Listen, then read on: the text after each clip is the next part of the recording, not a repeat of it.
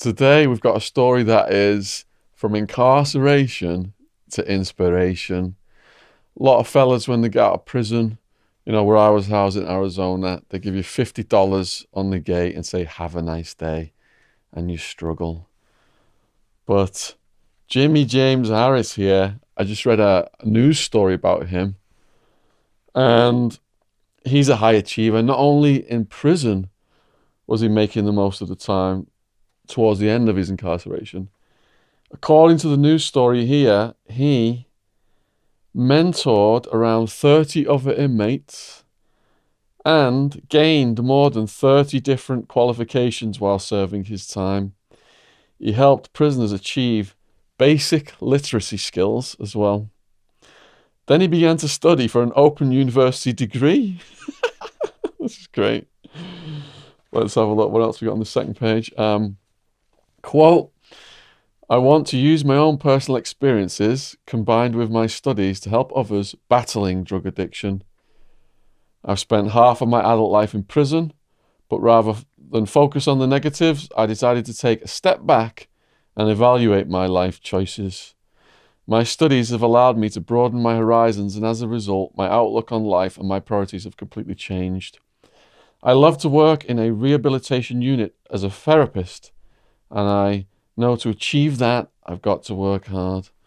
All right, Jimmy, thanks for coming on, man. Pleasure to meet you, Shaun. Thanks for having me on, brother. So you've got a bit of an accent. Where's that from? I'm from the Valley, South Wales, Merthyr Tydfil. South Wales. The heart of the valleys, as they say. And it took you, what, a couple of hours to get here today? Yeah, I live in Swindon at the moment, so it took me about 2 hours. So I read all this stuff about you, speaking to you on the way here, and it's hard for me to imagine you getting involved in crimes. Was that a long time ago? Well, yeah, I suppose I'll start at the beginning, Shaun, and then we can just kind of do the narrative. So I grew up in the valleys in South Wales. My dad used to work in construction, so we moved about a little bit. We lived in Dorset, we lived in Plymouth, and then eventually my mother wanted to move back to the valleys to have the family support, my nan and my grandfather and what have you. So when you say the valleys, is this like a mountainous area with the valleys? So the valleys is essentially in South Wales, where you had all the, like Merthyr Tydfil, for example, is it was at one point the industrial capital of the world. So you had all the pits, the ironworks, the steelworks, and at its peak you had people migrated from all over: Spaniards, Italians, Irish. It was a proper hub of all that kind of stuff. So when all the kind of industries died out, they should have really moved everyone out because there was nothing there, but they didn't. And now it's classed as a kind of an objective one area with regards to like European Union funding. It's quite a high, what's the word I'm looking for? It's quite a high poverty-stricken area. I know it got hit hard when Maggie Thatcher was in and she was closing all the mines down and stuff. Yeah. She did them bad. Yeah. So, you know, some of the lesser accolades of the town are, we've got the highest rates of unemployment, the highest rates of sickness benefits. I believe we've got the highest rates of teen pregnancies and all that good stuff. So none of that's great, but nevertheless, there are a lot of amazing, awesome people there trying to do good work. And what was it like growing up there then? I grew up there, so I moved back at about 7 years of age, and I was in a Catholic school before I moved back to Wales. And then, so when I moved back to the valleys, I went to the Catholic school, which was out of town. So my first hurdle was then all the local kids all went to the local school. So I was already a bit of an outsider off that kind of basis. And then on top of that, I've never been one of these kind of people who was into sports or the kind of normal thing. So when my mom would always be on my case, go and play football with the boys, go and do this, that wouldn't interest me. I'd rather, spend time alone, just contemplating and doing different things and reading and whatnot. And then, so my parents divorced then about the age of 9, and my dad left. He said he was going to take me with me, and he never came back for me. So there we go, that was that. So you were 9, your dad left, said he's going to come back for you, he said and he's just going to come back. Yeah, basically my mum... No contact at all? Nothing at all, no. It's got to hurt at that age. Yeah, but at that time, I wasn't fully aware of the whole situation. It's only quite recently my mother and I have sat down and talked it through, and it's only a few years back through my paternal grandmother passing away that my auntie found me on Facebook, let me know. Yeah. My father and I reinitiated contact via letters. He'd gone to Africa away for work, started another family, things like that. I was trying my best to kind of reinitiate contact because obviously I wanted a friendship and, you know, to grow that kind of bond, and he's just not interested. So it's just one of them. What about situations. siblings? I have a sister, a younger sister. Yeah. She is an amazing young lady. She's 4 years younger than me. She's got 2 beautiful kids. She's self-employed. So your dad left you and your sister and your mum? Yes. Okay. But my mother then had met my stepdad in the interim. So Okay. my stepdad came on the scene, an amazing fella, you know what I mean? He's more than a dad to me than my real dad ever was, and he's always, he's never turned his back on me, and I've been in a bit of trouble, as you know, over the years. Yeah. But they've never turned their back on me. They are fantastic support of a family, so yeah, brilliant stuff. So was there any early signs of trouble, or did it come about in your teens? So, after all that kind of happened, I, through my stepdad, was then introduced to his family. So there was a couple of his nephews, all a bit older guys, and the one narrative would be we got into sniffing gas. Sniffing gas? Sniffing lighter fluid. Yeah. Lighter fluid? Lighter fluid out of a can, the one they used to... And you know, some people will be familiar with that. It is some kind of next level hallucinogenic. So all I knew then was it was the escapism.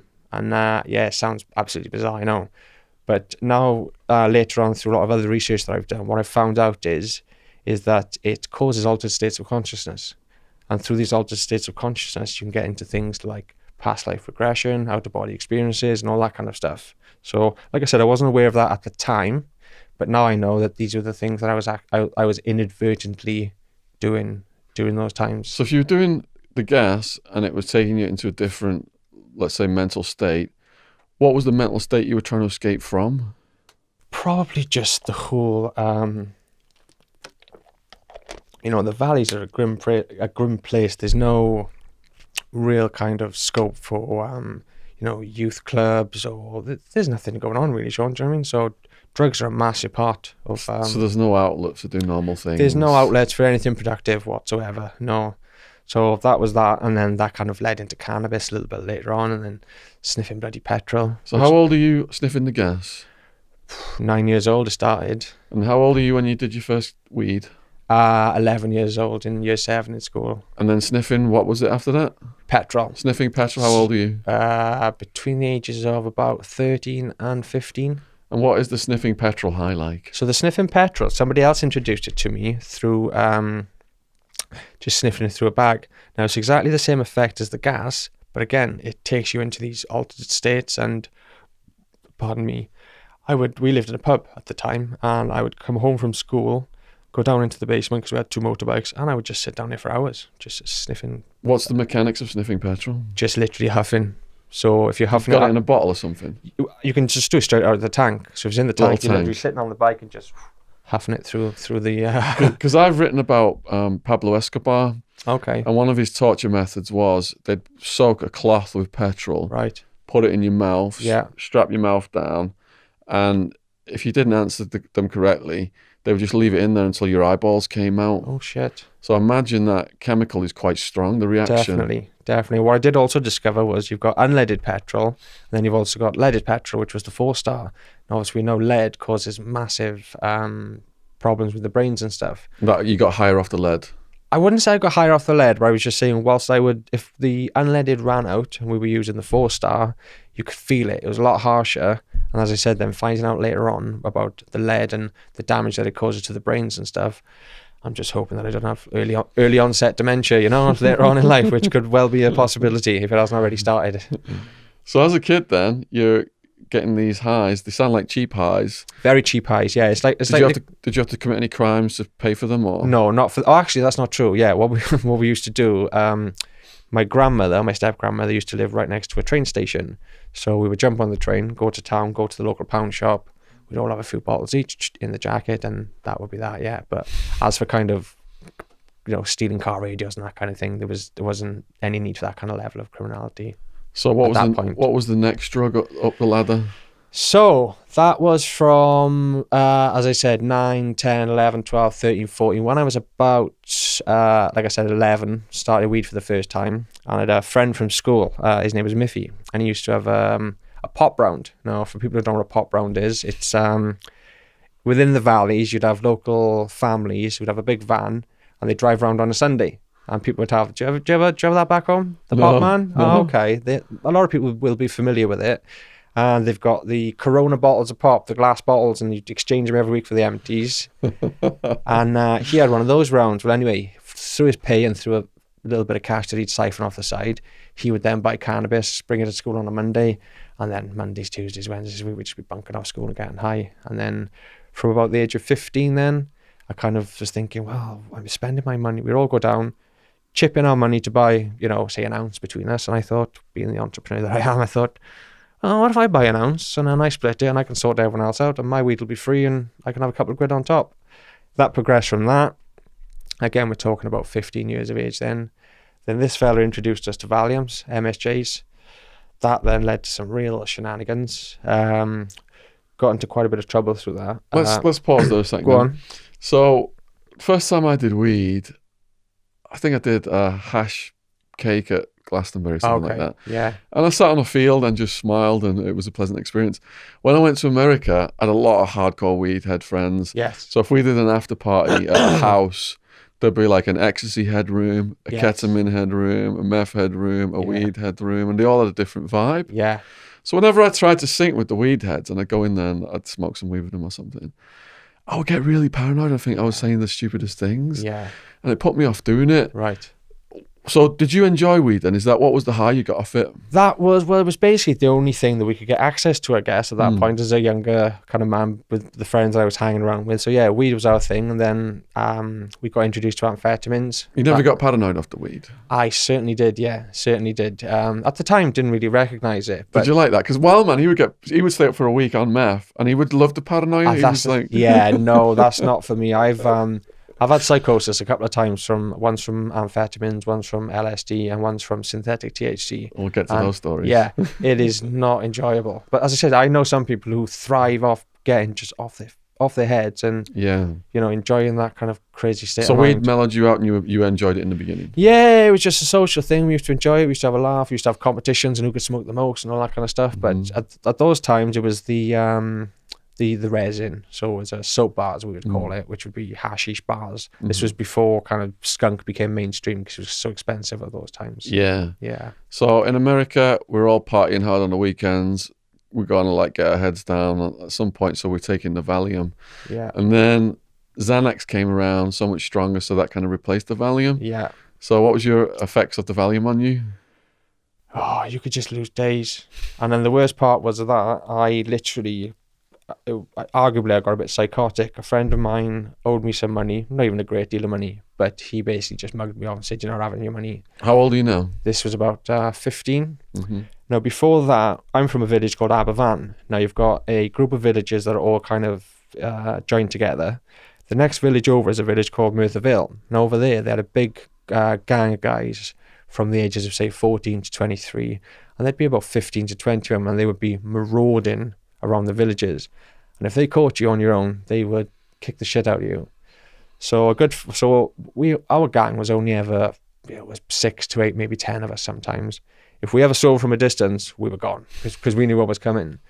But my friend Archie, unfortunately, was walking to the shop one day to get some milk for his mother, got caught up with about 10 of them, and they just stomped him, absolutely stomped him, and he ended up disabled. He had a bubble on the brain. He can't walk properly.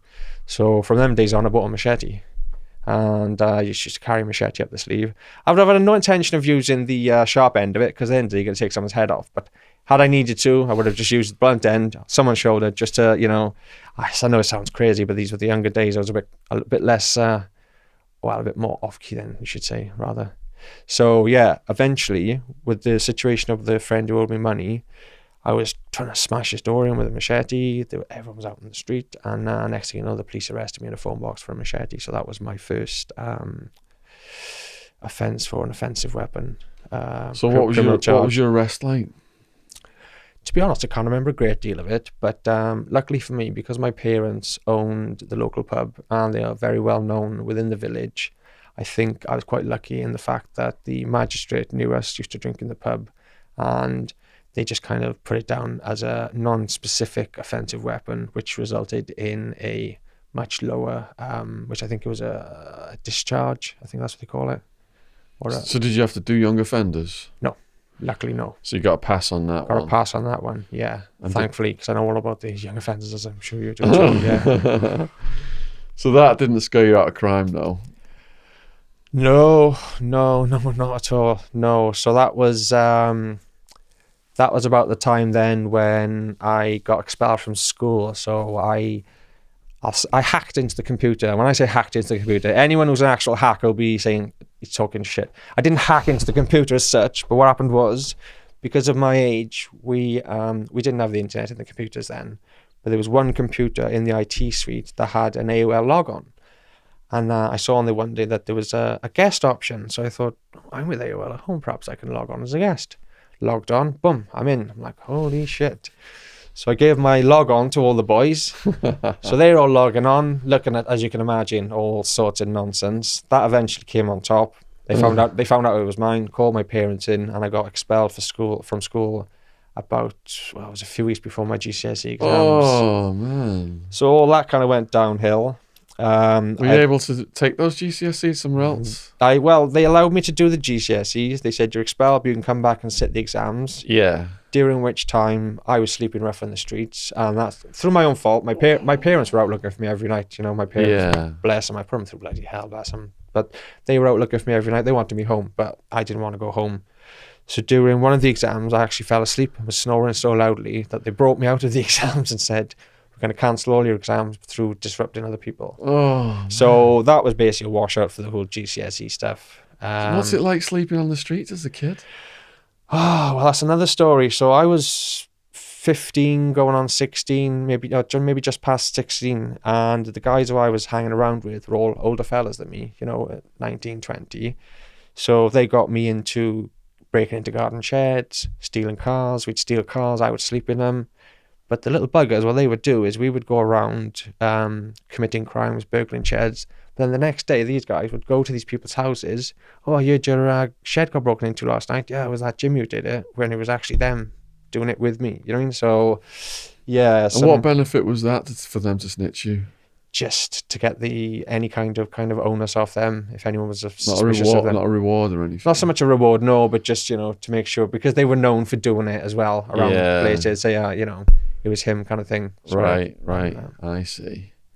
And did you get apprehended in any of these thefts? So eventually, yes, basically we stole a racing scooter, and I was racing it up and down the village, and my dad's looking out the window thinking, oh my God, look at the little bastard. So he phoned the police.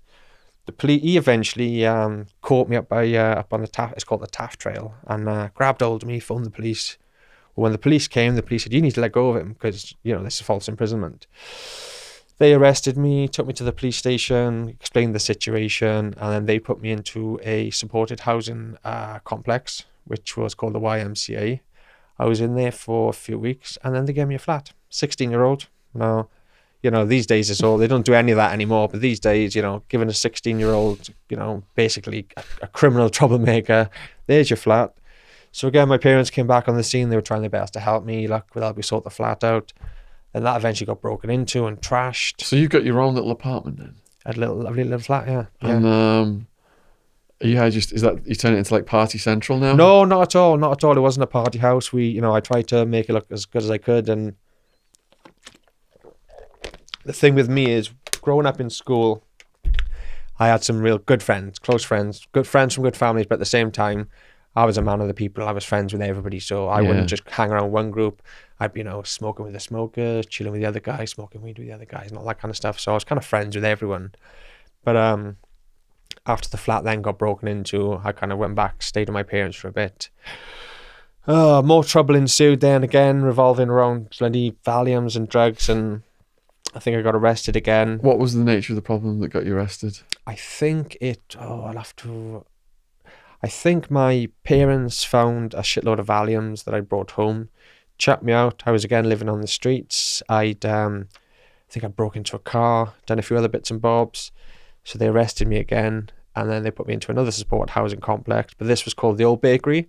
Now, the Old Bakery is for 16 to 24-year-olds based over in a place called Aberdeen. And what they do is, you're in there, you have your own little self-contained bed sit, and then they teach you life skills. So how to look after yourself, how to decorate, all these different things. And then when they think that you are self-sufficient, I think I was there for 18 months, they will allocate you your own flat. What happened with me was I managed to secure a job in T-Mobile, which was a contact center that was built in Merthyr. And my mother said, come and move home and we'll get you a brand new car. She'd already bought a brand new car. So she kind of said, if you come and live with us, get yourself sorted, you can have the car. I thought, oh, well, that sounds like a fair enough deal.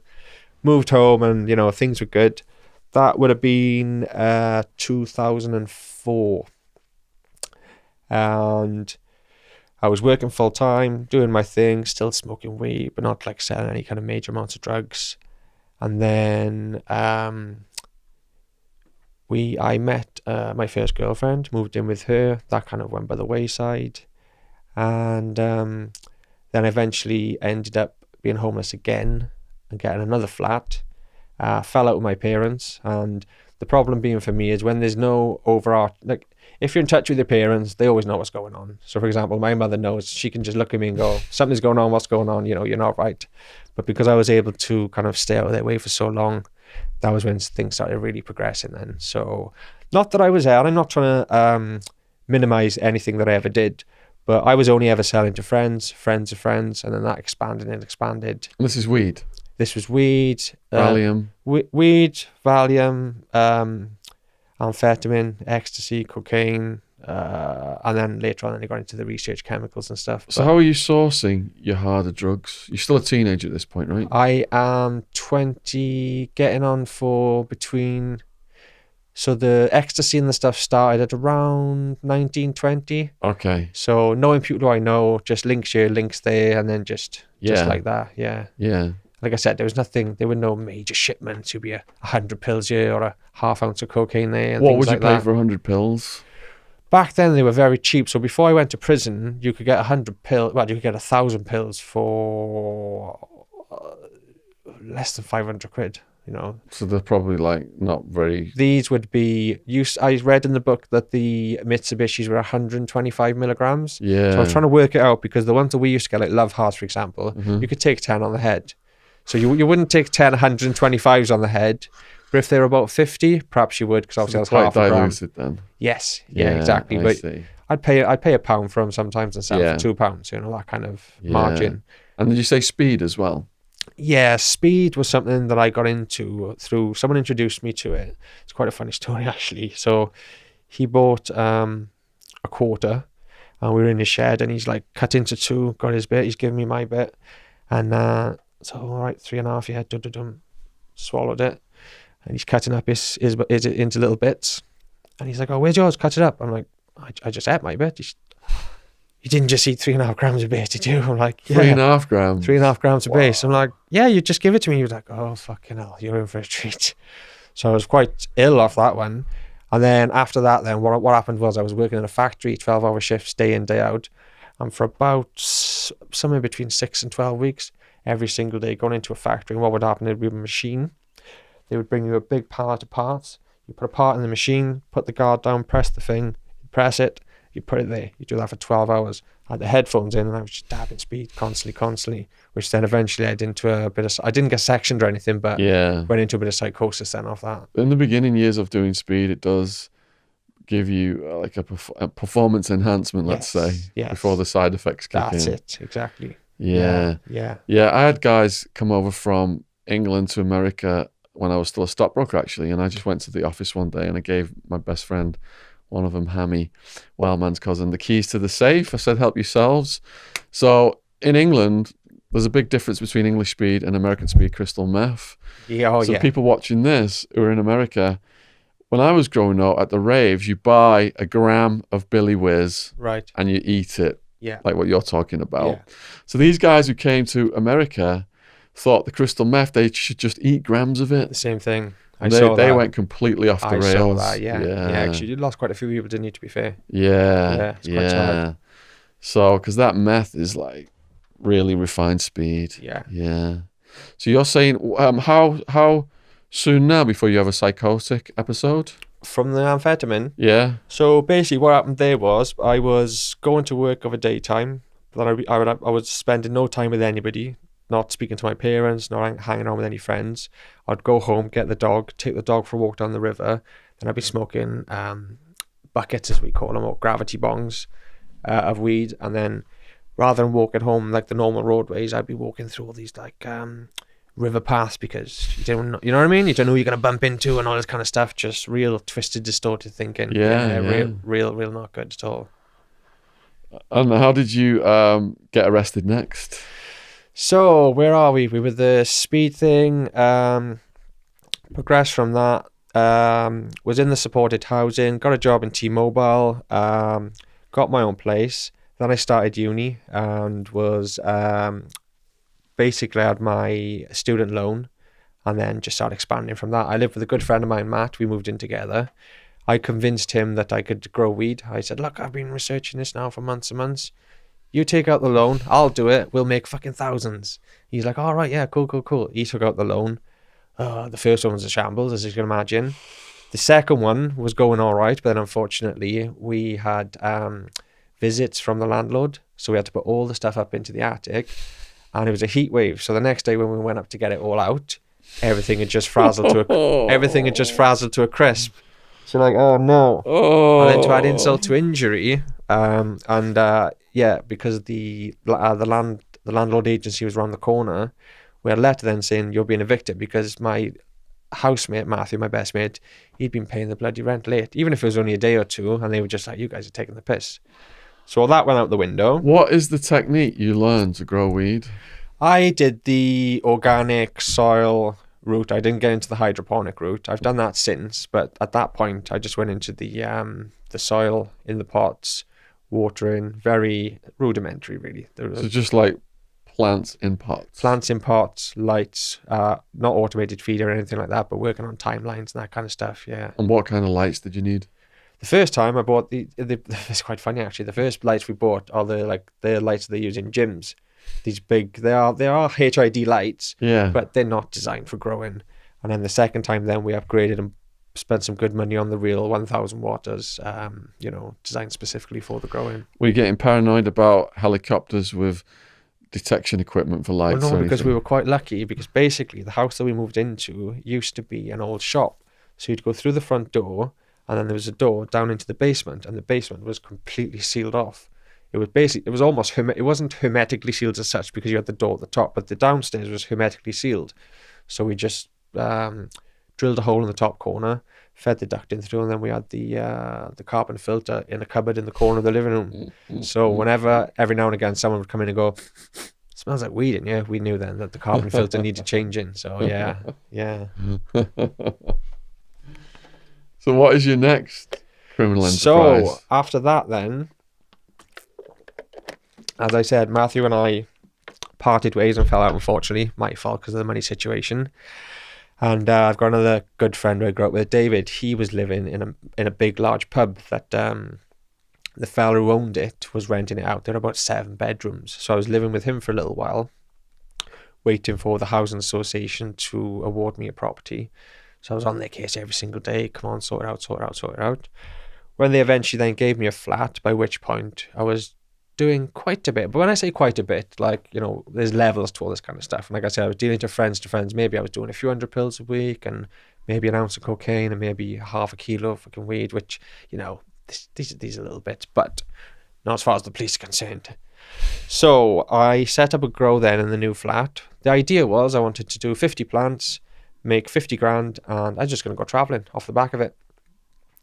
And then, unfortunately, the one day we were all it was me, my friend David and Rachel were in the flat. We'd gone to pick up some weed, but the guy didn't have any, but he had some really special cocaine pellets. Now, back then, the average purity, even in London, was about 15%. Yeah, and that's on the street. So this stuff was coming back, it came back at 33, which for street level was really nice. So anyway, long story short, we've gone back to the flat about 11:30 in the night. So it comes in bullets. So it was 4 3.5 gram bullets. So I've chopped one up to a few little bits. We've had a little sniff. Oh yeah, this is nice. And I've got a few pills here as well. The phone rings. It's one of my friends. Oh, can you come and drop some stuff off to the local club? So I'm like, yeah, I'll be there now, 2 minutes. Dave's like, oh, I'll drop you off now. You're a little bit high. Don't you go driving? I'm like, no, I'm fine. It is bloody stupid ego plays again. Jumped in the car, went down there.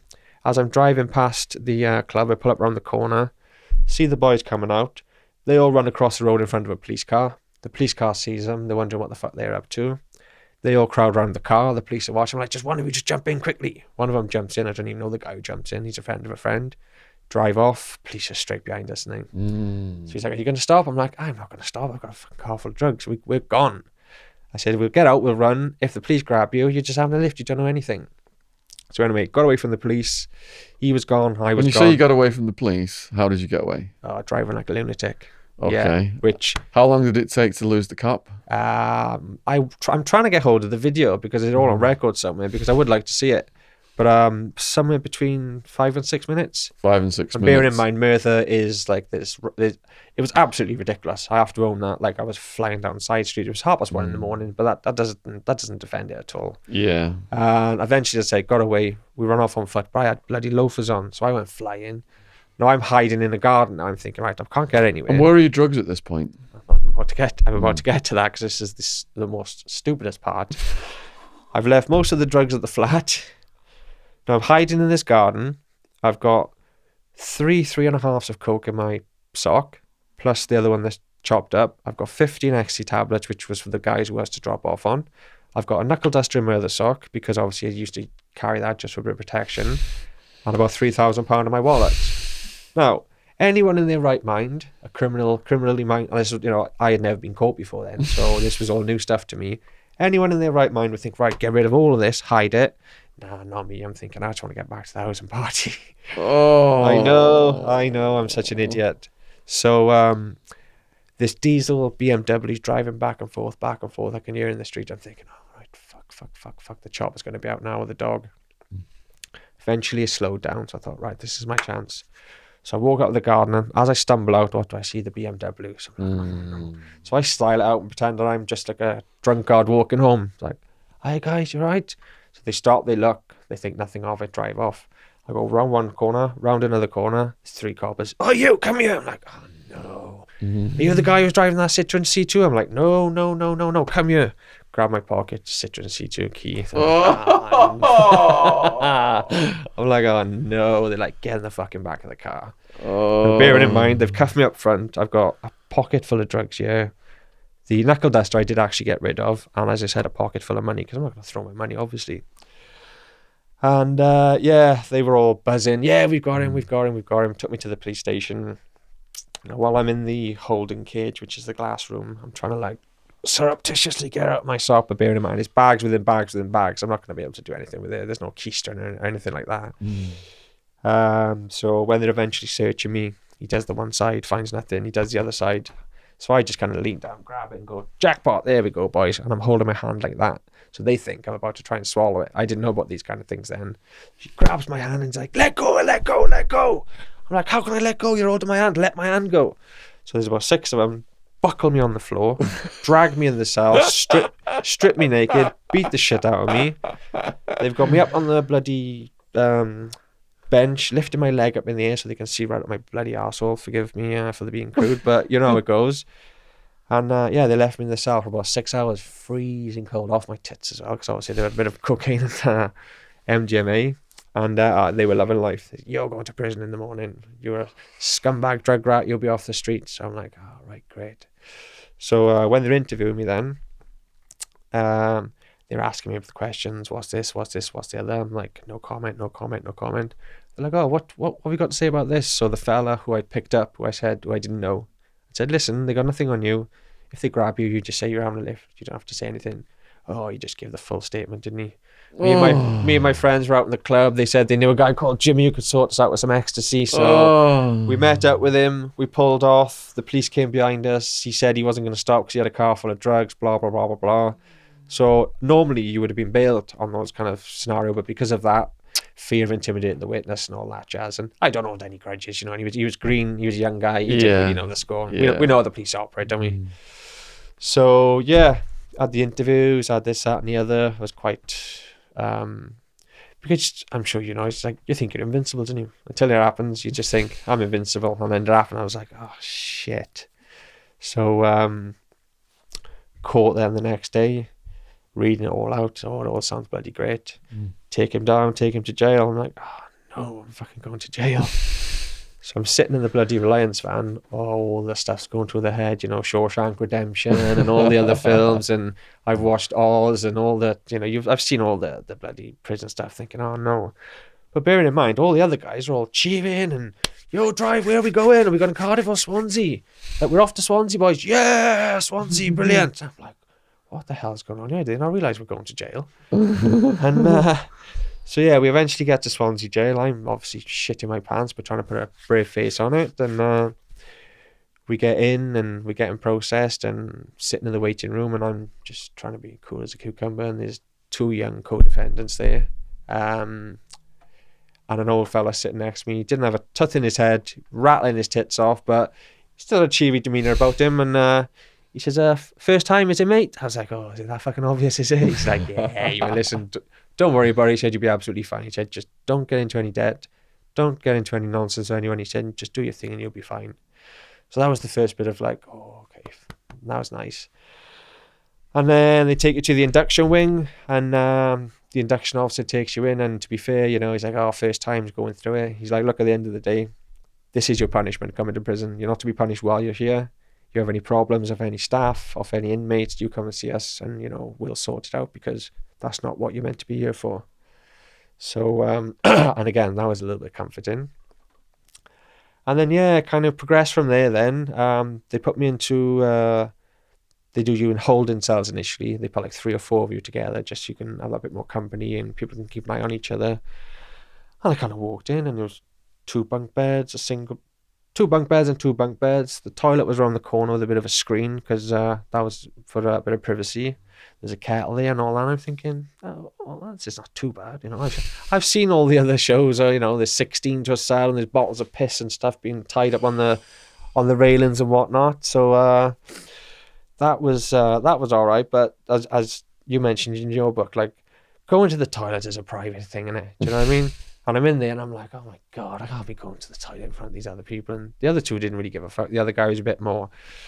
So I'd have to find myself waiting until the end of the night, busting till everyone else is asleep, snoring, and then jumping out of bed like a ninja, trying to have a sneaky poo. You know, it's just, it's these grim things. Is there a drop one, flush one rule? Well, I learned that when I read in the book about the guy saying, hurry up and flush it. Yeah. So yeah, they tell you straight away, just a courtesy flush, as they call it. Yeah. So then I moved from that cell then. And are you getting fed yet? Yeah, so sorry, I missed the bit in reception. So they bring it in, it's the pack. So it was some kind of horrible meaty curry and rice, and then it's the little milk, the little, I don't even know how many grams it is in them. Like a little kid's milk. It's thing, like is it 50 grams? It might not even be. It might be 100 grams. It might be 50 grams. And your little tea pack. And I thought, I ate mine straight away. I ate my food, and then I ate my breakfast pack. And the guy, you're probably ravenous. Yeah. Coming down off everything. He said, you might want to keep that for tomorrow, mate. He said, because you won't be getting anything else now until midday tomorrow. Because they give that to you in the evening, and then it's like, if that's 4 o'clock, you're talking a good, you know, at least 16 hour window then until lunchtime. And lunchtime's never anything to, you know, to celebrate about. So yeah. So you moved to a more permanent housing situation? Yeah, so that was the induction wing. So on B wing then, I had a cellmate, Dinky, lovely fella, but oh my God, he used to snore like a wildebeest. So he was on the top bunk, I'm on the bottom bunk, and he said, if I'm snoring, he said, you just wake me up. So every now and then I'd have to kick the bottom of the bed, shake him out of his reverie. Oh, what's going on? I'm like, oh, dude, you're snoring. Can you just turn off? He goes, yeah, no problem. Did you try and make self-made earplugs? Well, this is the next thing, yeah. So after about 3 days, I just couldn't cope. So there were a few guys who were permanent residents on the induction wing, signs on the door, this is not a shop, please don't come begging, because the answer will be no. So I went in the chat, I said, guys, surely you must know some of the garden parties where I can get some earplugs. He was like, I might be able to sort you out to pay. And then he did the next day, and they were my most treasured possessions, literally for the rest of my sentence. Because, as you know, it's nothing worse, is there? Oh, nothing worse. Getting sold up with a snorer. Oh, there's nothing worse. Yeah. Or someone who's wanking on the bunk all night. That can make noise as well. I never had one pad mate who used to do that on the top shelf. And I used to put batteries in the sock, and whenever I heard him, he would have a whack with the batteries in the sock, and that would be the end of that. Yeah. Dirty bugger. How many different cellmates did you have over this incarceration? I haven't put them all on you, but there's at least third year, and I probably had a few more, but I've only put down the ones that were of note. So I'll go through like I mentioned Dinky just now, the storer. Yeah, rather than just listing them, have you got stories about them? Yeah, that's what I'll let's mention do them that. and then do the story. Let's do that, yeah. Eventually then. So what happened was, during that time of early 2008, the prisons were massively overcrowded. So they were letting people out early with 18-day release. Every time you'd go to court, you'd end up getting locked out and going somewhere else. Yeah. So I'd go from Swansea to court, get locked out, end up in Cardiff, get locked out. Then I went back to Cardiff and got locked out, and there wasn't a space anyway. So I had to go to a police station for 4 days, which was just horrible. But then when I went to Gloucester, I was in with this lovely little fella. I forget his name. And we were in there one day, just chatting as you do. And in Gloucester, the cells would all be left open, so people could just come in and out. And these 3 black guys just kind of strolled in, chatting away. How's things going, bro? Blah, blah, blah, as if they knew him. And the one of them just opened his cupboard, seeing what's in there. Oh, you don't mind if I have a pack of biscuits, do in his top. So I'm kind of sitting there thinking, okay. They all leave. I'm like, friends of yours, mate? He's like, never seen him before in my life. I'm like, oh, fucking great. But all my stuff's under the bed. I'm like, oh, and imagine there's 3 of them, there's 2 of us. I'm like, oh, I don't really want to get into a fight over a pack of fucking biscuits. But anyway, but that guy who I was in with, we had our mail like every day, every other day. And he received a letter, and he just opened his drawer and he put it in with all his other letters and shut the drawer. So obviously, you know what it's like. As soon as you get that letter, boom, boom, boom, you're there reading it. So I read my letter, put it down. I said, you're not going to read your letter? He said, oh, I can't read or write. It's like, oh, do you want me to read it for you, bro? He went, oh, would you mind? I'm like, of course not. So I grabbed him. He had about bloody 20 letters. So I'm there reading his letters for him. He's there in tears and bits and bobs crying. And then I'm writing letters back then to his family, you know, telling him the things that he wants to do. So that was quite a nice little kind of element of it all. And then, who else have we got on my old list? The other part then in Gloucester, the worst part, where they had me in a safe cell, well, not in a safe cell, sorry, a cell on my own. And in the window, for some stupid reason, someone had made a noose, but out of a real thin strip of bed sheet. Nothing, it wouldn't even have held a hamster up. It was just something, someone must have just been bored and made it, and and put it up there. So this young officer comes in, he's doing his checks and all that, and he goes, so what's this? I'm like, I don't know, it was already there when I came in. He goes, next, 3 of them come back, oh, we're moving you to a safety cell, you're a risk to yourself, you're going to hang yourself. I'm like, hang myself on this? So then I had to go from a normal cell, as you know, TV and all that, into this safety cell, which is just the like white plastic bed. There's no TV, there's nothing in there, stuck in there for a week. Oh, that was a bloody stressful nightmare. So you weren't even going to hang yourself, and they were all over it. That's it. But Epstein, they all fell asleep and let him hang himself. There we go. There we go. That's it, innit? That's it. Mysteriously fell asleep. That's it. Yeah. That's what happened. So then, more cellmates. When I went back to Cardiff, they put me in with this fella. It was an Italian fella. I can't remember his name. And he was a unit. Was he? 22-inch biceps. Lovely fella. Italian fella. And we ended up chatting and whatnot. I said, what are you in for, fella? He said, oh, you won't believe me if I told you. So he told me the story. Essentially, him and his missus had a real big argument. And he'd stormed out of the house, gone for a little walk, and he was just chilling in the bus stop. And there's a fella in the other end of the bus stop smoking a cigarette. And it's blowing through and it's blowing in his face. Now, obviously, he's a health and fitness freak, innit? So he says, mate, can you do me a favour? You couldn't take that outside, could you? Because it's blowing in my face. The guy just blanked him, just completely ignored him. He said, oh, right, okay. Give him another chance. He said, yo, mate, do me a favour. I've asked you nicely. Could you take it outside, please? Because, you're getting up my grill. Blanked him again completely. He said, I'm going to ask you one more time, mate, and if you fucking ignore me, I'm going to knock you out. Knocked him out completely, broke his jaw. Turned out the guy was deaf. Oh, no. Yeah. So he was serving 4 years for that. And like I said, he was a lovely... Oh, it's not a good one I to know, go in for. I know. Knocking out a deaf guy. I know, and he was a lovely fella. He was so apologetic, but he did it, and he did break his jaw, so yeah, he ended up doing 4 years for that. Did he have a workout routine then in the cell, or did he go to He the didn't. gym? He just let him. He would go into the gym, but the worst part of it, and this is where this is like one of the disgusting parts, because he was a big old fella, and in this cell, if you imagine, this is the shape of the cell. The door is here. The chair, the chair, the table, and the chair is there, and then the toilet and the sink are there. So obviously the head is there. Yeah. He's on the bottom bunk. I'm on the top bunk. So every morning when he went for his morning ablutions, I'm this far away from him. And it was just bloody grim. And you couldn't get out the cell during the morning? Can't. No, that's it. Once you're stuck in there, you're stuck in there. And it is what it is. Do you know what I mean? You can't be helped. Yeah. But like, that's what I wanted to mention to you. Those cells were designed for single cell occupancy. Yeah. They've doubled them all up. Over there, they've fucking tripled them all up. In Arizona. It won't be that long tripled before up, they do it here, you know? Yeah. Which is absolutely... So you're basically living in a toilet with a couple of guys. Yeah. It's just grim, isn't it? Yeah. Absolutely grim as. But what can you do? And then I had Polish Peter. Polish Peter was a hell of a fella. Polish Peter was lovely, and he was one of my favourite padmates, actually, because he didn't speak a word of English. So I could watch whatever I wanted on the TV. And it turned out he'd obviously been coerced into it, but he tried to get through Irish customs with 5 kilos of skunk wrapped around his body. 5 keys.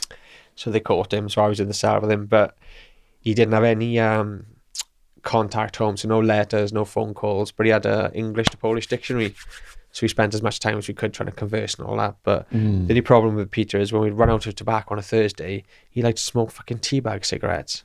So I was like, Peter, stop smoking teabag cigarettes. They don't do anything for you. There's no nicotine in them. But I like to have the smoke. Yeah. Pardon me, but he was a lovely guy. He's a real nice fella. And to be fair, I preferred being with foreign prisoners a lot of the time, because, for example, I had a Muslim guy. I don't know what he was in for. He was about 65, but every morning, 5 o'clock, he'd wake up, check the time, turn the TV off, and he'd clean the cell from top to bottom, and then he'd be doing his prayer in the corner. Do you know what I mean? And you get others then who are, because you get the whole the hierarchy. If I'm here first, this is my cell, I'm the owner. And some people are quite diplomatic about it, and others rule with an iron fist. As you well know. So I had a few of them ones. They're the worst, aren't they? They are. What kind of stuff did they enforce on you? Making me watch the soaps, making me watch the football, turning the lights off at 10 or 9:30, 10 o'clock, because that's when you want to go to sleep. And obviously I like to read, so I couldn't read my books. It was there was a few of those different situations. I'm just trying to find out who else I've got in here. Marwan Mohammed. I'll use his real name. You won't mind, because he's obviously gone back to Iraq now. He was from some kind of for Kurdistan, and I'm not quite sure on the dynamics of what goes on over there, but he'd been shot. His father was high up in the police. They'd killed all his family, and he had a massive AK-47 bullet hole right through each side, and he'd come over as a refugee, and then unfortunately beat shit out of some guy with a chain in work, so they were deporting him back then. But again, lovely guy. I met so many different cultures, and you learn more then, don't you? Do you know what I mean? You understand about different people's lives from, all over the world and stuff, which is really nice. Yeah, and you learn what's going on around the world. That's it. That the mainstream media is not telling you. Exactly. And that is because we get told bollocks, don't we? All the stuff that comes through the mainstream media. Yeah. I've been getting into at the moment now all the hidden history and all the stuff that they've taught us. Absolute nonsense. Tapping. Oh, sorry. So, who else have I got on the list here? Oh, I've got a funny story here. This is when I went to Millstock. I was toured up with a yardie man, and he used to have all his fancy garb and all the rest of it, and he'd be on his visits once a week. We had his wife, and then he had his side chick. So his side chick would come on a Saturday. Well, it turns out on a Saturday, one of his side chick's friends had saw him visiting this other chick with her boyfriend. So she told his wife. His wife then booked as the third visitor with his friend's partner. He goes off on a visit, loving life, off to see the side chick.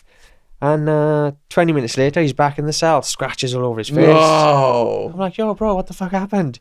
He's like, oh, no, you're not going to believe it. Because my missus has been... My friend's girlfriend has told my missus. She's come in. She's obviously snuck in, so he didn't see her. And then 10 minutes in, she just come over and leathered the holy shit out of the pair of them. So, Wow. Yeah, that was quite a funny one. So that was in prison visitation. Yeah.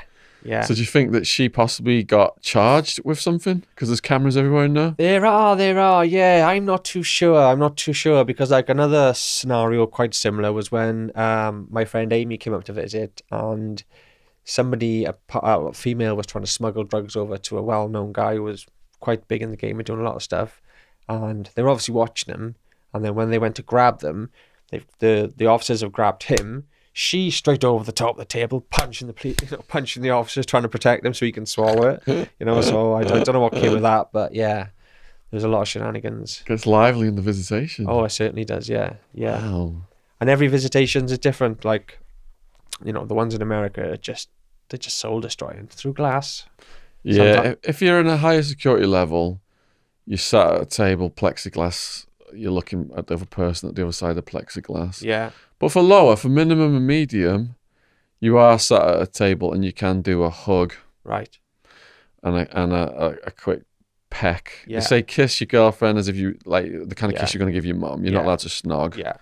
Yeah. In Cardiff, you can get away with it a little bit, the old snogging, if they see you, because you can pull the chairs together as well. Obviously, if you're taking the piss and they see you, they'll come over. Swansea's the same. In Park, they've got the tea tables, so there's no gap underneath. There's no hugging. You're not, well, it's changed a little bit now, but before you weren't even allowed to get up and hug your visitors, which just, someone's coming traveling miles to see you. It's not very nice, is it? No. So, yeah, I didn't really enjoy visits, to be fair. They make you more sad than anything, don't they? It's nice to see them, and then at the end of it, you just go back to your cell and you're like, It's a boost, but then at the end of it, the finality, Yeah. it is sad, when they're It is. leaving. Yeah. Yeah, I spoke at HMP Park a couple of years ago, actually. Yes. I spoke at another one in Wales recently as well. Which one was that? What's the names of them? So you got Cardiff, Swansea, Park, and Prescoid. No, none of them. It's in the Oh, north. Berwyn. You went to Berwyn, the new one, It is a new one. It's a massive the one. Titan one. Is that what it is? Yeah. Okay. So have you seen all this new stuff now about the funding to build yet another one of these, and they want funding for 10,000 new spaces? It's And just a big industry they're bringing out from America, isn't it? well, this is it. Yeah. I've only recently discovered, I might have mentioned it to you, about Serco. Oh. Now, Serco, as far as I knew, only owned a few prisons. But when you have a little look at, there's a few videos online, Serco, the largest company nobody knows about, they are into everything. Yes. Absolutely everything. All the government contracts. They even control time, the old GMT stuff and all the rest of it. According to people like Abel Danger and Field McConnell, who are, military whistleblowers, they control all the American military. Well, the prison industrial complex was an offshoot of the military industrial complex. So it's all tied together with like oil and gas and the CIA and all this other stuff that's going on. Yeah, my friend Kit Glover sent me a whistleblower letter the other day, funnily enough, and it was from it was sent to a guy who was quite a kind of a high up in the hip hop industry, decision maker type character. And they brought them all into this meeting, and most of them knew each other, but there were a few shady characters and nobody really knew who they were. And they said, right, this is what's happening, guys. We put all our money, we're investing it all into the private military industrial complex. And as a result of that, we're going to use the music then to promote, as you know, the Ice-T stuff, the guns, hoes and bitches, for lack of a better expression, to fill up the prison system and make money for all the people earning the dollar. Well, when I was researching it in America, I found out that there was one investment entity that had huge investments in private prisons and also had huge investments in the music distribution that was telling young people to go out, kill cops, rob banks, deal drugs. So it's a money go round. Yeah, that's all it is. That's all it Yeah. is. Feeding the beast. All right, so who's next on your cellmate list? Let's have a look. I had another guy who was, he wasn't a cellmate of mine, but a fella called Stiggins from Cardiff. And Stiggins, unfortunately, used to like to take his drugs and whatnot. And apparently one day he stabbed some guy to death without even realising it. Off his face on Valiums. Woke up in the police station. So this was outside of the prison system. This He did was this in on He was in Cardiff while I was in Cardiff. in Cardiff I was prison. so I was talking to him about it after he'd been convicted and served the 18 years. Yeah. So, So Valium, did you say? taking Valium, which was Valium psychosis can make you stab someone. this is it. Well, this is what he said to me. He said, Jim, I've taken Valiums all my life. I can take boxes and boxes and boxes. But with these MSJs, the way they make them apparently is they make the chalk tablets and then they spray them. Yeah. So one tablet, or you could take 10 tablets, for example, which would have 0 effect, and then take one, which would have the effect of 20. So the point he was making was, now this guy who he knew, he said he knew him from the streets, but, you know, they used to say, all right, they weren't friends or anything, but for some reason, they ended up going back to a house together. Next, you know, he wakes up in a police cell, covered in blood. He knows the police because he's, you know, back and forth. He said, what happened? They said, you've bloody killed Icke. He said, no way. He said, yeah. He said, fuck off, no chance. He said, well, good luck running trial because the evidence against you is absolutely overwhelming. And, you know, chatting to him about it, I said, dude, this must just be so difficult to deal with. Yeah. And knowing things that I know through research and all, like regression and regressive hypnotherapy and things like that, perhaps that's something, you know, that he could look into to actually relive the experience and find out exactly what happened. What kind of a sentence did he get? 18 years. And I was on a guilty Well, plea. this is a cautionary tale because I think there's just a level of drug use in the beginning where you're feeling like the high and the enjoyment and you're out partying, you're smiling, all that stuff. Yeah. But over the years, there comes a phase where you're hammering the drugs and mixing the drugs up and you're not realising, you're either forgetting what you're doing. Yeah. You're waking up the next day, you've no idea what happened the night before. Yeah. That's a whole new level, isn't it? Yeah. So if people out there are at that level, these are the things that can happen, like you just described. You could wake up and you could have killed someone, you could have done something, you could have assaulted a woman. Yeah. And, you know, so if you're at that level, it might be time to take a step back and reflect on where you want to be heading in your life because it can get heavy just like that. Exactly. Yeah. And again, even on that basis of what you're saying, I completely agree. When these people are within these kind of, what we call them, societies and group friends, and there's nowhere else to go, so they just fall back into it day in, day out, you know? Yeah, it's a hard cycle to break. Which is a bit of a nightmare. Yeah. But yeah, what else have we got on here then? So we've got,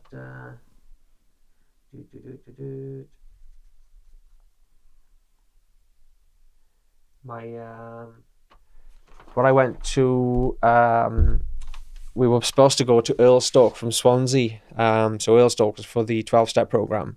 So I was looking at 9 years initially, which was just obscene for what it was, you know, the offences. And they said, if you get that, you need to go to Earlstoke, do the 12-step program. It's guaranteed DCAT. So do you know about the 12-step program? Yeah, that's what Russell Brand has written in his latest book about, isn't it? Yes. So within the prison system, at the time, Earlstoke was the flagship 12-step program being run by someone called Juliet Fenn. And the idea was you could go there, do the 12-step program and be guaranteed a DCAT, which is obviously the next progression. Then so DCAT is minimum security. Yeah, so you've got ACAT. I didn't do ACAT, but ACAT is the serious prisoners, like, you know, you got the AAAs. This is the high security kind of stuff. Yeah. BCATs are just the remand holding jails, which will hold a lot of CCAT prisoners as well, which is ironic. So, for example, like in HMP Park, and I may not be, as far as I know, this is correct, but I may be mistaken. But what my understanding of it is if you're a CCAT prisoner in HMP Park, you get paid £33,000, for example, from the government.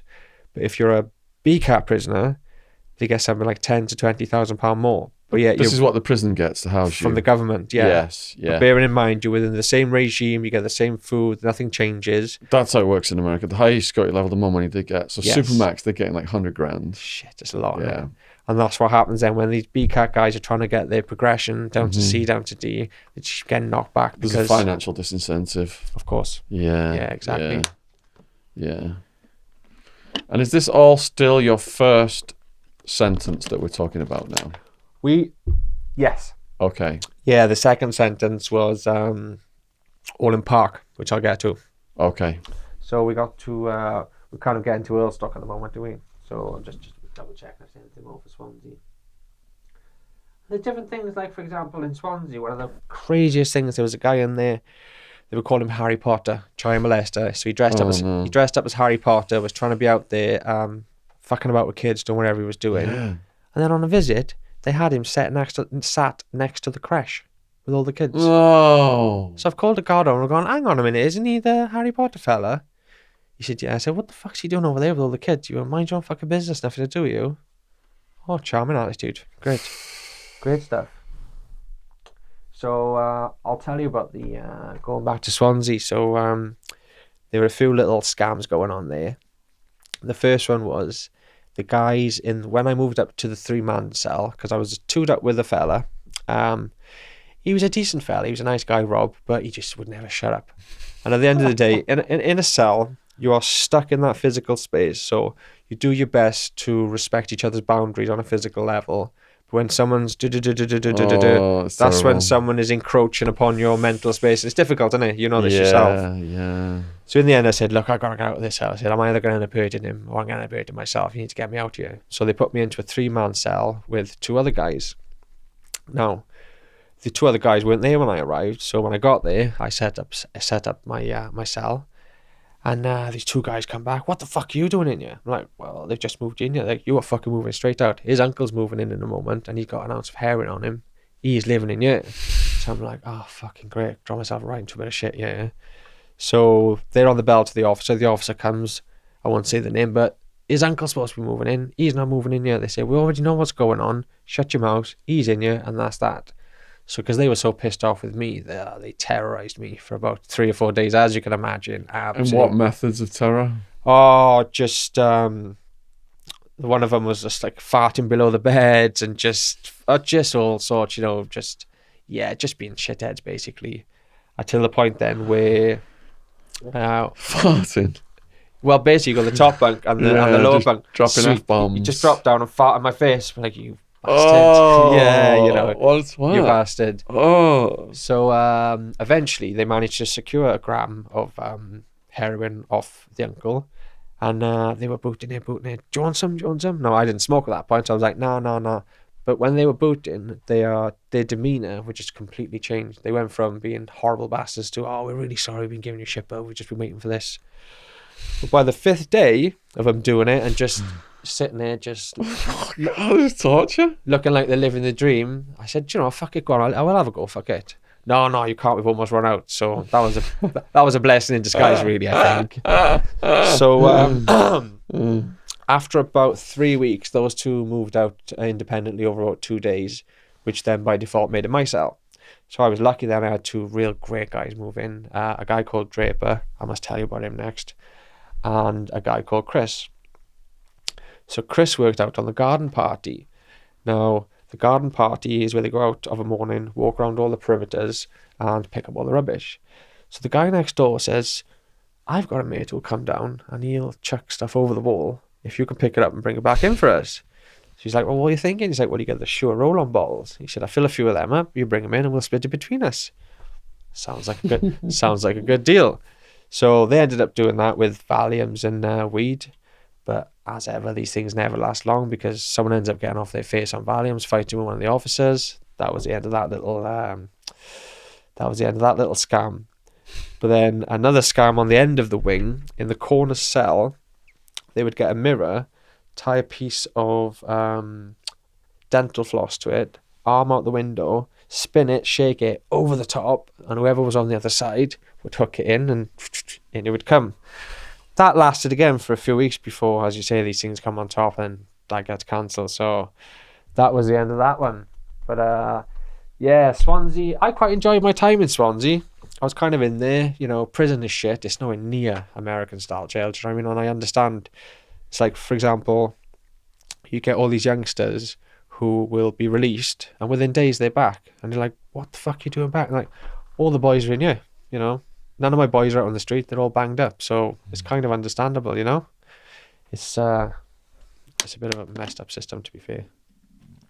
Was a lot of people with addiction issues? Massively. So when I first went in, basically Subutex I wasn't familiar with. That was quite prevalent to a degree. Spice at that point, which is synthetic cannabis, wasn't. This is like 2008, 2009. And then when I went to Earlstoke, Subutex was a lot more prevalent, and there was a lot more people using it.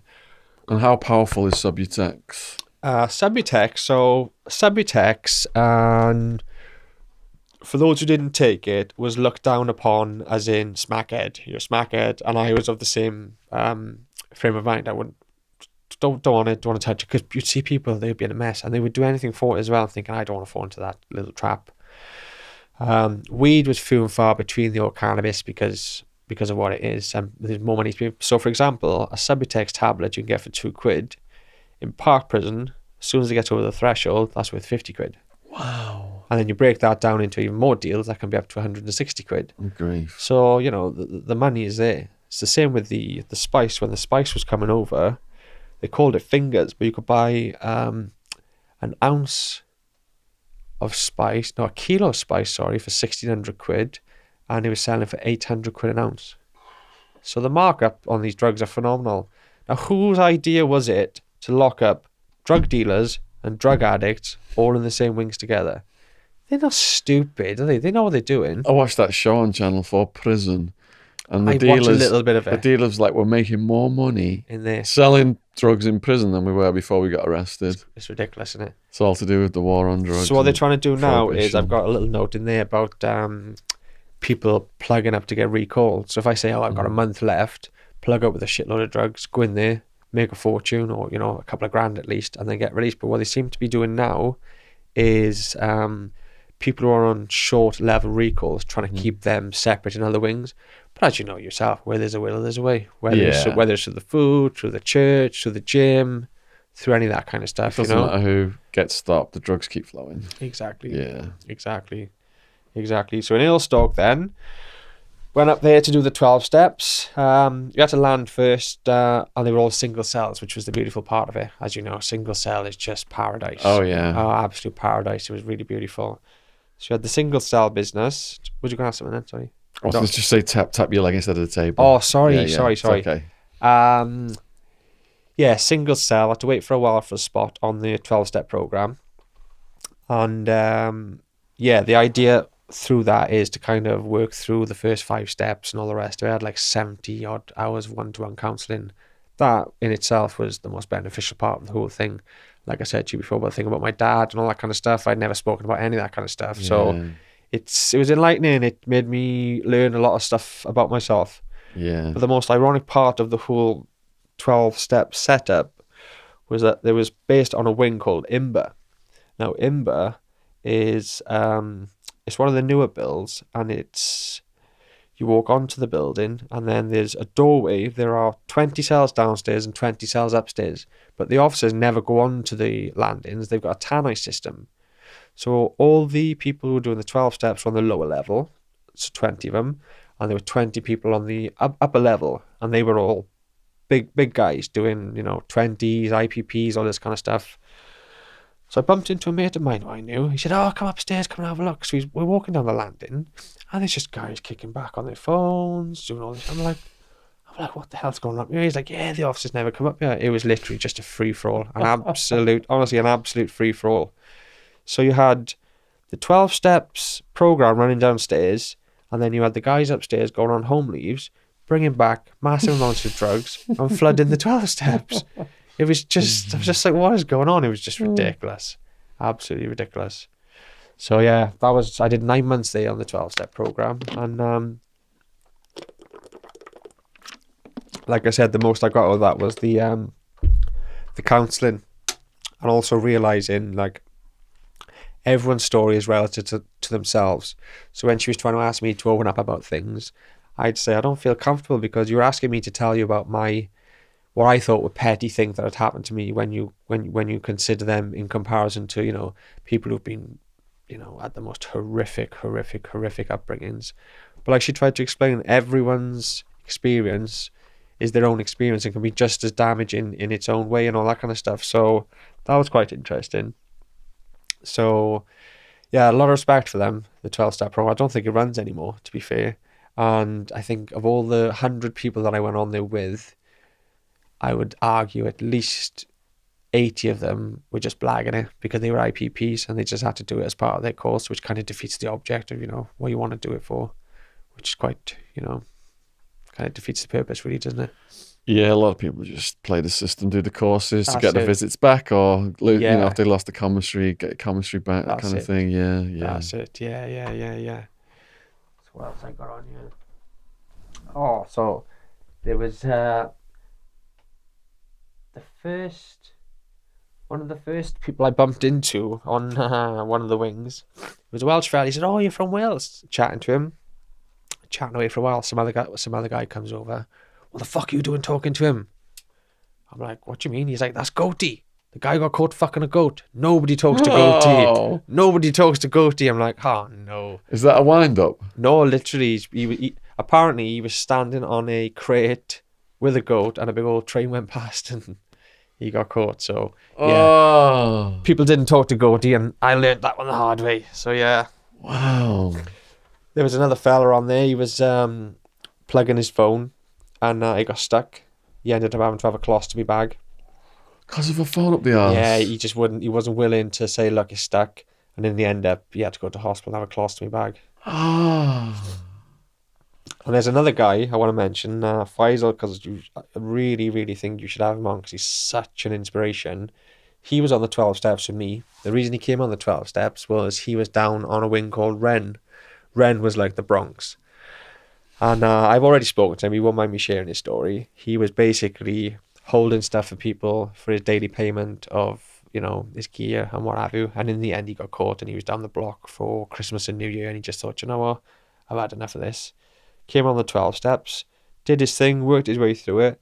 And now, I was looking at him the other day. He is ripped. Really? He's an MMA fighter. He Whoa. runs his own G-Man boxing services business down in the Southwest. He is an absolute inspiration, honestly. What was his original crimes? Crack, heroin, that kind of criminality. He's from Bristol. Hell of a guy. Beautiful soul. And just to see him, you just think, if he can do it, anyone can do it.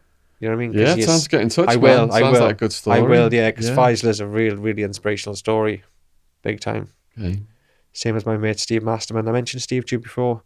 Steve is from Wales. He came out and IPP again, and he was doing work for GDAS, which is the Gwent Drug and Alcohol Services. He was working with Kaleidoscope.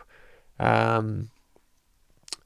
working with the Wallage now, the homeless charity, which is who I'm working with now as the ambassador.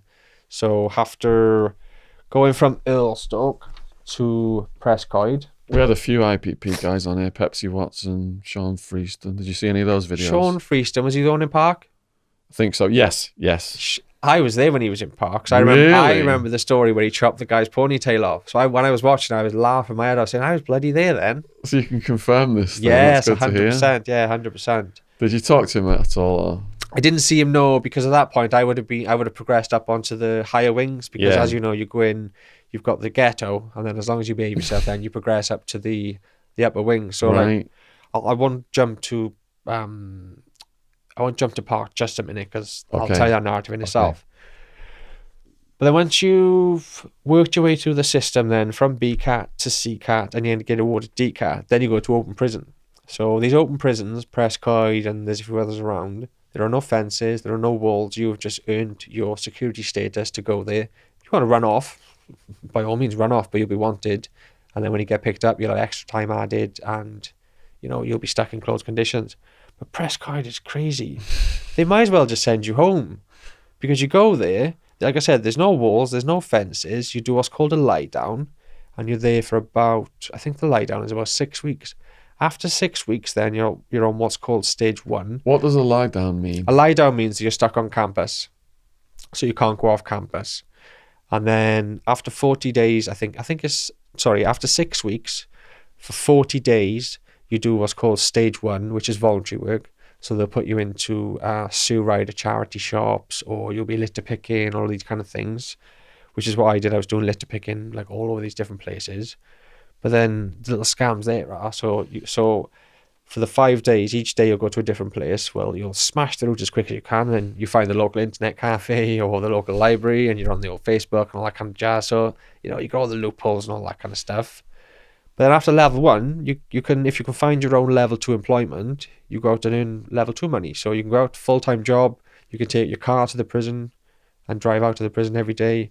You can get a family member to come and pick you up on a Saturday or a Sunday and take you out for the day. You go home for 5 days at a time, 6 days a week. It's a progressional thing. I'm sure you know about it. It's the progressional thing where if you're doing a long time, you can't just have somebody banged up for 23 hours a day and then just go, right, there you go, out you go. They've got to decompress. Decompress is exactly the right word, yeah. But there's a lot of shenanigans going on in Prescott. A lot of What? Well, I've got to be careful because in the UK, there's no statute of limitations in the UK. Did you know about that? On what crimes? Anything in Crown Court. Okay. Yeah. Yeah, so for example, like my mate, he was getting out and left me a phone. So the phones are so expensive. So I'm phoning my missus all the time. I'm having to text her, blah, blah, blah. You say expensive, how much? Oh my God, if you're phoning mobiles off the prison phones, it is about 10, I think it's £1 for 10 minutes. I think it's more than that. I think a landline is landline is £1 for 10 minutes. So, you know, it's quite cheap. It's quite expensive rather. So, you know, loads of people have mobile phones. I ended up getting caught with a mobile phone, didn't I? Like a dickhead. So. And to buy a mobile phone, how much is that? Well, it depends where you are. If you're in these closed conditions, you can spend up to £1,000. But when you're working out, you just smuggle them back in. So, the most ironic part was I only had about 4 weeks left. And the resettlement department said, we found you a job. It's working with Welsh Water. It's like a clerical position, 23 grand. We want you to start for the next 4 weeks, and then the job will continue after you get released. Oh, bloody perfect. Phone your mum, tell her to get you some like shirts, trousers, ties, this, that, and the other. And then the next morning, my dog got kicked off and I got caught on the phone. So I was like, oh no. Bad timing. One of them ones, isn't it? You know how these go. So that was then back to Cardiff prison then for 2 weeks in segregation, solitary confinement. What's sex cell like there? You're literally in the cell 24/7. Oh, sorry, I'm just tap your leg. Because what happens is people listening to the podcast on headphones. Yeah, no, I'm sorry. It's like thunder in their ears. I'm sorry. You okay? Yeah, you're literally locked in a room 23 hours a day. If it's nice, you can sometimes go out for exercise. Otherwise, they will take you to this little room and they will just lock you in the room to have a shower. It's quite grim. But as long as you've got access to books, you'll be all right. So I did the 2 weeks in there, just flat out reading. What kind of books did you go for? Oh, I brought a list of all the books, literally from like Graham Hancock to just anything and everything really. Did I put the list there? Because I've got such a list just to... We've got a lot of lists here today. I've got such like they're in my bag. I won't go through them all. Well, actually I will, because they're important, because for other people to work on themselves. So a lot of them are on self-improvement, psychology, metaphysics, you know, all that kind of good stuff. Yeah. You're definitely one of the prisoners who's brought the most paperwork along. Well, have you checked this paperwork? This fucking paperwork. But yeah, anything on self-improvement, psychology, metaphysics, you know, the universe, reality, quantum physics. Did you read any David Icke? I read all David Icke.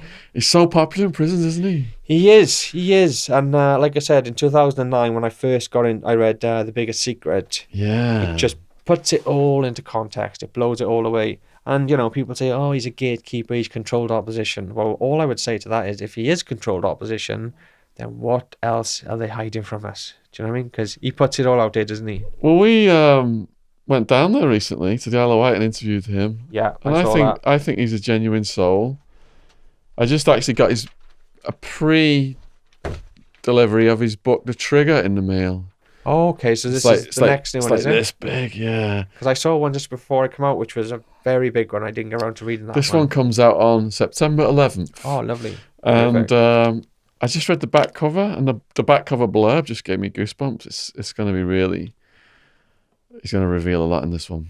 Because what I find is that there's so much more stuff now that's coming out, that people like David Icke and other people of his kind of ilk who've been kind of established for a long time, they're not getting into any of this new stuff, this Tartaria stuff, the mud flood stuff, the recent resets, the societal resets and all that kind of stuff. And for whatever reason, I'm not sure if it's because there's not enough information out there about it, but that's stuff that people really need to have a look into, which is... Yeah. We went down there with 10 questions for him. So because the podcast is true crime, it was all to do with like, Julian Assange and Jimmy Savile. I think the Jimmy Savile stuff got the most views so far. Yeah. People are obsessed with these elite chomo rings. Yes. Yeah. So well, that's what eventually led to me getting sectioned, I think, because I was getting right into... So while I was in Prescoid, while I was in HMP Park, I was a listener. I was trained by the Samaritans. You know about this stuff, yeah? Can you please explain what that is and how you got that position? Yeah, of course. So when I was in Cardiff, they were advertising for listeners. Now, listeners are trained up by the Samaritans, which everyone knows what the Samaritans are. They come in, they will train you up so that basically you are a listener. It's not to give people advice and guidance. It's just if someone's struggling with this sentence for whatever reason, there's been a breakup, or they're just struggling with their time, they get on the buzzer, look, I need a listener, I need someone to speak to, and you go out and you listen to them. Some people take the piss, have you got any fags? And you think, taking the piss, it's 4 o'clock in the morning. But anyway, so the only part of the prison that the sex offenders would mix, and they're not all sex offenders, some of them are VPs, would mix with the general population, was the listeners' meetings once a fortnight. And I'd sit there and I'd look around and, there'd be like 6 or 8 of us, 6 or 8 of them. And 1 or 2 you'd think, you look like a bit of a dodgy fucker. But the other ones, you would never pick up out of a lineup. You really wouldn't. And this is what we know. We know that it's so, I say we, most of us know, it's so entrenched. The people who get caught, people are like, I can't believe it. You would never have thought it. And then, so that was what got me intrigued, because I thought, fuck me, it could be anyone. Were there any high-profile ones in there? Yeah, I'll get to that now. So do you hear about Ian Watkins? Oh, my goodness. Right. Ian Watkins, the woman who originally gave the information to the police about him, Magellix, wanting to trying to arrange with female fans to molest their babies. Yeah. Anna Magellix. The woman, I can't pronounce her name. What is it? I think it's Magellix or Magellix. Okay, well pronounced Magellix, then. Yeah. I've met her, yeah, and she was like interested in doing certain projects, let's just say, but she told me that the police criminalised her and arrested her. Yes, yeah. Well, this is it. So I've got a few things off the back of that. Remind me to mention Carl Beecher. Sorry. Tap your legs. I'll tap my, yeah. If I move back a little bit, then you go too far from the mic. Then I'll just go like that. If you're gonna just tap your legs, because tapping this creates like a thunder noise. I'm so sorry. So we'll start with Ian Watkins. Yeah. Now, I grew up with Ian Watkins. Loved a lot. You grew up with Ian Watkins? As in, he's from my area. Oh, he's not a friend. He wasn't your neighbour? No. I know friends who are friends with him or were friends with him. Yeah, so he's from your part of Wales. He's from literally like 10 miles down the road. Yeah. So, I've grown up with the Lost Prophets, and I've always loved them. And then all this shit come about. Now, with regards to paedophilia, right? Now, pedo means child. So when people say, now you'll find a lot of people in Park in the vulnerable prisoners unit who are 16-year-olds who've gotten their 15 or 14-year-old girlfriends pregnant, and the parents have then had them prosecuted. You see that in America as well, on the margin of it, and there's no mercy for those guys. There's no mercy. There is absolutely no mercy. And as you say, people come in, it doesn't matter whether you've been tried, convicted or anything, if you're suspected of it, and it's fucking naughty, isn't it? I was listening to Wes Watson, who's doing really good on YouTube right now, ex-prisoner of California, and he said even taking a pee, cop sees you taking a pee, indecent exposure, next thing you're a sex offender. Yeah, such bullshit. Pardon me. So, like, the whole thing with paedophilia, like, the example that I just gave, the 16-year-old and the 15-year-old, that's not paedophilia. Now, an 18-year-old going out with a 14-year-old. A paedophile is someone who wants sex with a child. That's someone who's prepubescent. This is just my opinion on the matter. I'm a 34-year-old man. If I was to be going out with an 18-year-old, I dare say her father would be fucking upset. But technically speaking, there's nothing wrong with that in the eyes of the law. Now, when you start getting into the realms of, you've got young women now, and this has all been done by design through society, where you've got young women through MTV, through all this stuff, dressing up, presenting as women. You can walk down the street, see a group of girls, oh, they look fancy. You get a bit close and you go, oh, shit, they're only about bloody 13, 14. Now that, again, to me, that's not paedophilia. Paedophilia is children. So, going back to the Ian Watkins thing, Ian Watkins was raping babies. Now that, to me, I'm sorry to be grim, and I really don't want to, like, we're talking about it, even just logistically, how the fuck does that even work? And that is what intrigues me. It's boggled my mind. That's what boggled my mind. And you can't, like, you can't have sex with a baby. So I was like, what? So these were like super fans. What's going on? Yeah. Basically, they worshipped him like a god, and they would offer up their children to him to do whatever he wanted. Was that how he did it? Essentially, and do you know what's even worse? Because I was doing some research the other day, ready to come on. He's up in Monster Mansion at the moment, Wakefield. He got caught with a phone a couple of months back. And the girl who he was messaging grassed him up to the prison, and they're saying that he is having hundreds and hundreds and hundreds of pages of letters from female fans still. What is going on in these people's minds? It's like R. Kelly. All this stuff come up about R. Kelly, and there was women outside of his concerts with little banners chanting, "Take me hostage, take me hostage." What is going on in these people's heads? I just have no idea. There's some twisted people out there, and if you're that famous, you're going to get a big following of twisted people as well, I guess. That's it. I guess it must be. They're all as twisted as each other. Yeah. But that was what blew my mind. Yeah, the Ian Watkins thing, like the high profile. I was like, holy shit. And then off that then... Do you know how Ian Watkins is treated in prison? When he was in Park, this may or may not be true, but what I was told is he couldn't go into the main visits because he was just such a furore. You can imagine everyone's People there. want to kill him, yeah. You can imagine, and everyone's looking and blah, blah, blah. Apparently, he was having visits to his cell, and afterwards, he got caught with an ounce of cocaine in his waistband. That may not be true, so I'm not going to say that's 100%, but that is the story that was going around from a reliable source. Well, if he's still got a lot of money from his music, I can imagine you could corrupt the system to get away with that kind of activity. There we go. Who knows? And do you know if he was liquidated, or if did the lawyers take it in the prison? I have no idea. I have no idea. But another thing, well, you just mentioned now, which has reminded me from Pepsi Watson, was what we did find out was that on the sex offenders wing, before T5 changed into a VP prison, which was the separate building, a group of guards were all suspended for running a betting syndicate. Someone inadvertently discovered it on the computer, and they were running the betting syndicate, much like what Pepsi was describing of putting people in cells together, trying to get them to fight, trying to get this to happen, and it was all point systems. And you think, you're supposed to be fucking looking after people. You absolute disgusting human beings. Again, I don't have evidence for that, but that was just something that was going around and people were talking about, and I think it probably was true. Yeah, in Arizona, the guards would have prisoners fight and bet on who was going to win. Yeah. I think that's always gone on. So the modern technology now would facilitate that. Yeah. And that's not to say that they're all bad eggs. Like, there's some real good people working in HMP Park. You've got the tutors I worked with, Teresa Rumbelow, Peter, Allison. They're all real good guys. You've got a brilliant fella in there, Peter Forder. He is running the first LGBT football team in the world in the prison and all that kind of stuff. So he does real good work.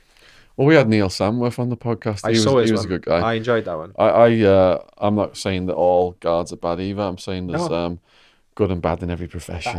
That's it. Yeah, exactly. That's it.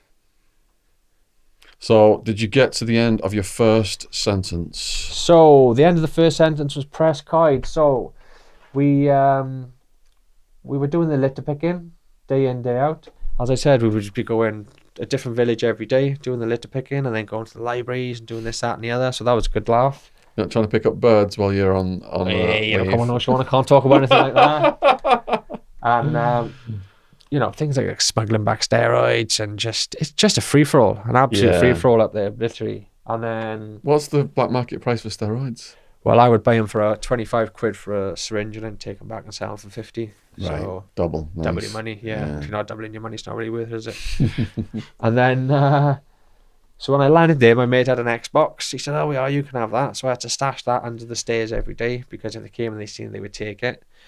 And when I actually got busted in the very end, when I got my phone, I've been there for like a year. And because I'm quite cool, I conduct myself. I'm polite and respectful, and people don't really suspect me of doing anything naughty. When they searched my cell, every time we would go out on home leave, you could take out your DVD player, for example, but bring back a different one. So you could bring back hard drives. I had spindles and spindles and spindles of like box sets, porn, all sorts of different things. It was great. And then we had another little fella then, Dave. So down the bottom of Prescott, you've got a big rugby field. And as you drive up the path, you can just stash stuff over the side of the field. And if someone's got the balls to go down and get it, they can bring it back up. Whatever's in it for them is in it for them. And then you could have whatever you wanted. So people were smuggling like protein and all that kind of good stuff, So yeah, it's quite good actually. And then, yeah, getting released from Prescott then, I got out. Was working on the rails, wasn't really sure what to do. My mate introduced me to these £10 pills. He said, "Have you seen these £10 ecstasy pills?" I'm like, £10 ecstasy pills? Who's paying £10 for ecstasy pills? He's like, "They're out and about, trust me." So, bearing in mind, like I said, I used to get them selling 5 for a tenner. And I was working on the rails and then sort of got introduced to a link in Holland and was doing all that. And then that just went absolutely off the wall then. So this was pre-dark web days, but you had private little forums here and there. And you could just have access to anything. And I like to try a bit of everything. So we were getting bloody all sorts of different psychedelics, all sorts of different types of pharmaceuticals. And that's when things went a little bit downhill then. Can you name some of those psychedelics and pharmaceuticals? Yeah. So you've obviously got your LSD, your 25I LSD. You've got LSD 25, which I think is a new one. Then you've got the 25I MBOME families, which are all these synthetic derivatives. Which technically do the same thing, but some of them are a lot stronger. But then you got things like Dom, which are just uber powerful, very strong, not to be trifled with. What else have you got? There's quite a few different ones I can't think off the top of my head. And then with regards to like benzodiazepines, you had your like diazepam, temazepam, lorazepam, nitrazepam, flunitrazepam, which is what they use for date rape, or you can just get really fucked up off it. But then you had the research chemical version, so phenazepam starting with a PH. These are the ones then where people were getting into serious trouble because they were taking them and just blacking out and doing all sorts of crazy madness. So yeah. Just want to make it clear that you weren't getting used to do date rape because you're going to get a shitstorm. No, like I said. There's going to be a shitstorm of comments on what you just said. Yeah, of course, yeah, that's what I mentioned. He said he was getting a date rape drug. Yeah, no, people buy it now. Flunitrazepam is just really, really strong. It's not quite like clonazepam is a very long-lasting, they give it to people for epilepsy. But flunitrazepam, you've got nitrazepam, which is a sleeper, and then you've got flunitrazepam, which will literally just knock you out. So you were on cocktails of these at this time, were you? Just taking the piss, Shaun. Just taking the piss, taking everything. I went to my mate's house the day that I actually got busted. I went to my mate's house. And how much space was there between your release and your next bust? So I got released in February 2011. I'd still been flat out well before that. And then the door went off then in the November. And then this is the funniest bit, is that the door went off. I got arrested, was in the cells thinking, you're on license, you're going straight back to jail. Next thing you know, the guy comes, put your shoes on, you're getting bail. I'm like, okay. Go to the custody desk. He said, your solicitor's on the phone. I said, what's going on, Dave? He's like, I have absolutely no idea, Jimmy. He said, but don't ask any questions and don't look back. I'm like, you haven't got to tell me twice, mate. So I hung up the phone. I still thought it was a trap. Walked out the door, thought, shit, I'm out. Went straight back to the flat. They'd boarded the flat up. No, they used their metal things because it was a housing association place. I had to phone them up. Can you come and take these off, please? They said, oh, you're going to prison. I'm like, well, obviously not. I'm here. So can you come and take them off, please? They came, took them off, opened the door. Obviously, I was getting the stuff sent over from Holland. So opened the door. There's like 3 or 4 packages of stuff. Oh. So I'm like, there we go, spending money to go traveling. And I was gone. So did they get you on a violation or did you have a new offence? So when they eventually caught up with me then, I had 4 years for the... So let me just clarify so it makes sense. I got out in the February. That was the sentence served. Sorry. That was the sentence served. And then when I got out, when I was, by the time I got to the November, still doing bits and bobs, they released me. I was at large then for 6 months. So by the time they caught up with me in 6 months, they were already ready to sentence me for the first lot of stuff that they caught me with in November, which they gave me 4 years for. And then the stuff then they caught me with for my offences whilst committed on bail, they gave me an extra 2.5 years consecutive for that. So how does it feel going in a second time? oh, it was just devastating. But at the same time, like my mother came up and she was like, "What the fuck are you doing?" You've been out for what, February to November? To November. 9 months, is 9 that months, something? yeah. And I was just like, I didn't care. I just didn't care. At the end of the day, I was looking at it in the situation of, you've got these big I know you've done all the research yourself. You've got these big pharmaceutical companies. You've got FDA now, for example, clearing trials for MDMA so they can sell it for PTSD. They're doing the same for ketamine. You know, you've got GW Pharmaceuticals up in London. You know about GW Pharmaceuticals? Oh yeah, I know all about GW. That. Yeah, you know, they're the biggest weed plantation in, I think, Europe, in with the what's it called, Sativex and Epidiolex. You've got the Scottish aristocracy who've been doing the opium, like HSBC Bank. There's the Hong Kong Shanghai Banking Corporation, who've been making billions since back in the day of the opium wars. You know, but they were cold, calculating businessmen. It sounds to me like you've not addressed your demons. No, the demons are still well within their Shaun. Okay, so what you're going in prison, you've not addressed your demons. What kind of reflection are you having now on your life? So basically, I got out September 2015, having done all the qualifications, thinking, right, something's got to come of this. I met my missus. But during this second incarceration, yeah, are you reflecting on your life? Yeah. This is where I'm working on all these kind of. I was buying lots of books off Amazon about shamanism and self-development and, you know, as you say, the demons and, you know, the stuff in his damage from childhood for whatever reasons, or sometimes ancestral trauma and these kind of things. So was any of the staff helping you with that? No. So it's all analysis. It's all self-analysis, yeah. Okay. And Yeah. when you first went in, did you just get back into drugs? 100%. So how long were you in your second time? 3 years, 4 months. Oh, how long of wildness is there before you start to rehabilitate yourself? Pretty much straight away. You started to rehabilitate yourself? Pretty much straight away on the second one, yeah. You started to rehabilitate yourself straight away? Because I'd already started the Open University on the first sentence. Okay. And that just kind of fell off the wayside. So then when I went back in, I knew Teresa and said, yeah, come on, I just need to get on with this and just do some education. And what's your relations with your cellmates this second time? In what sense? Like, you gave us stories from your first incarceration, all your different cellmates. Oh, so I was quite lucky, actually. I was toured up with a guy called Ed. He was a respiratory consultant from Harley Street. You can check him. Respiratory consultant? You can check him. So what, he's a specialist in breathing? He's specialist in all this. He's from Russia. Yeah, from Russian aristocracy. Wow. Serious character. He came to Park from Belmarsh. And he'd had a bad time up there because basically, I might as well say about it, doesn't really matter. He was basically having an affair with his secretary. She accused him of poisoning her because she was pregnant. But from what he tells me is she slipped up within the trial and mentioned what had been used. I can't remember the name of the, it was naproxen, I believe. So they all thought, yeah, we're done. Happy days, because she's fucked up there. He's going to get out. Anyway, he didn't. He had a sentence. He was in Belmarsh, and he was so desperate. This fella had offered, say, give me 10 grand, and I'll go out there, and I will trick her into admitting what she's done. He ended up having an extra 2 years on top for that, because the paper were paying for him, this fella, to take one of them recording watches into a visit. So anyway, I was toured up with Ed for a while. He was a really nice guy, so obviously it was a lot of back and forth. We learned a lot off each other. Then I got into a little bit of bother in the bloody workshop. You're not supposed to take things out of the workshop. And I was smashing computers up, and there was a little bit of a mirror strip out of a scanner, and there's no mirrors in the cell. So I thought, I'll smuggle that back to the wing.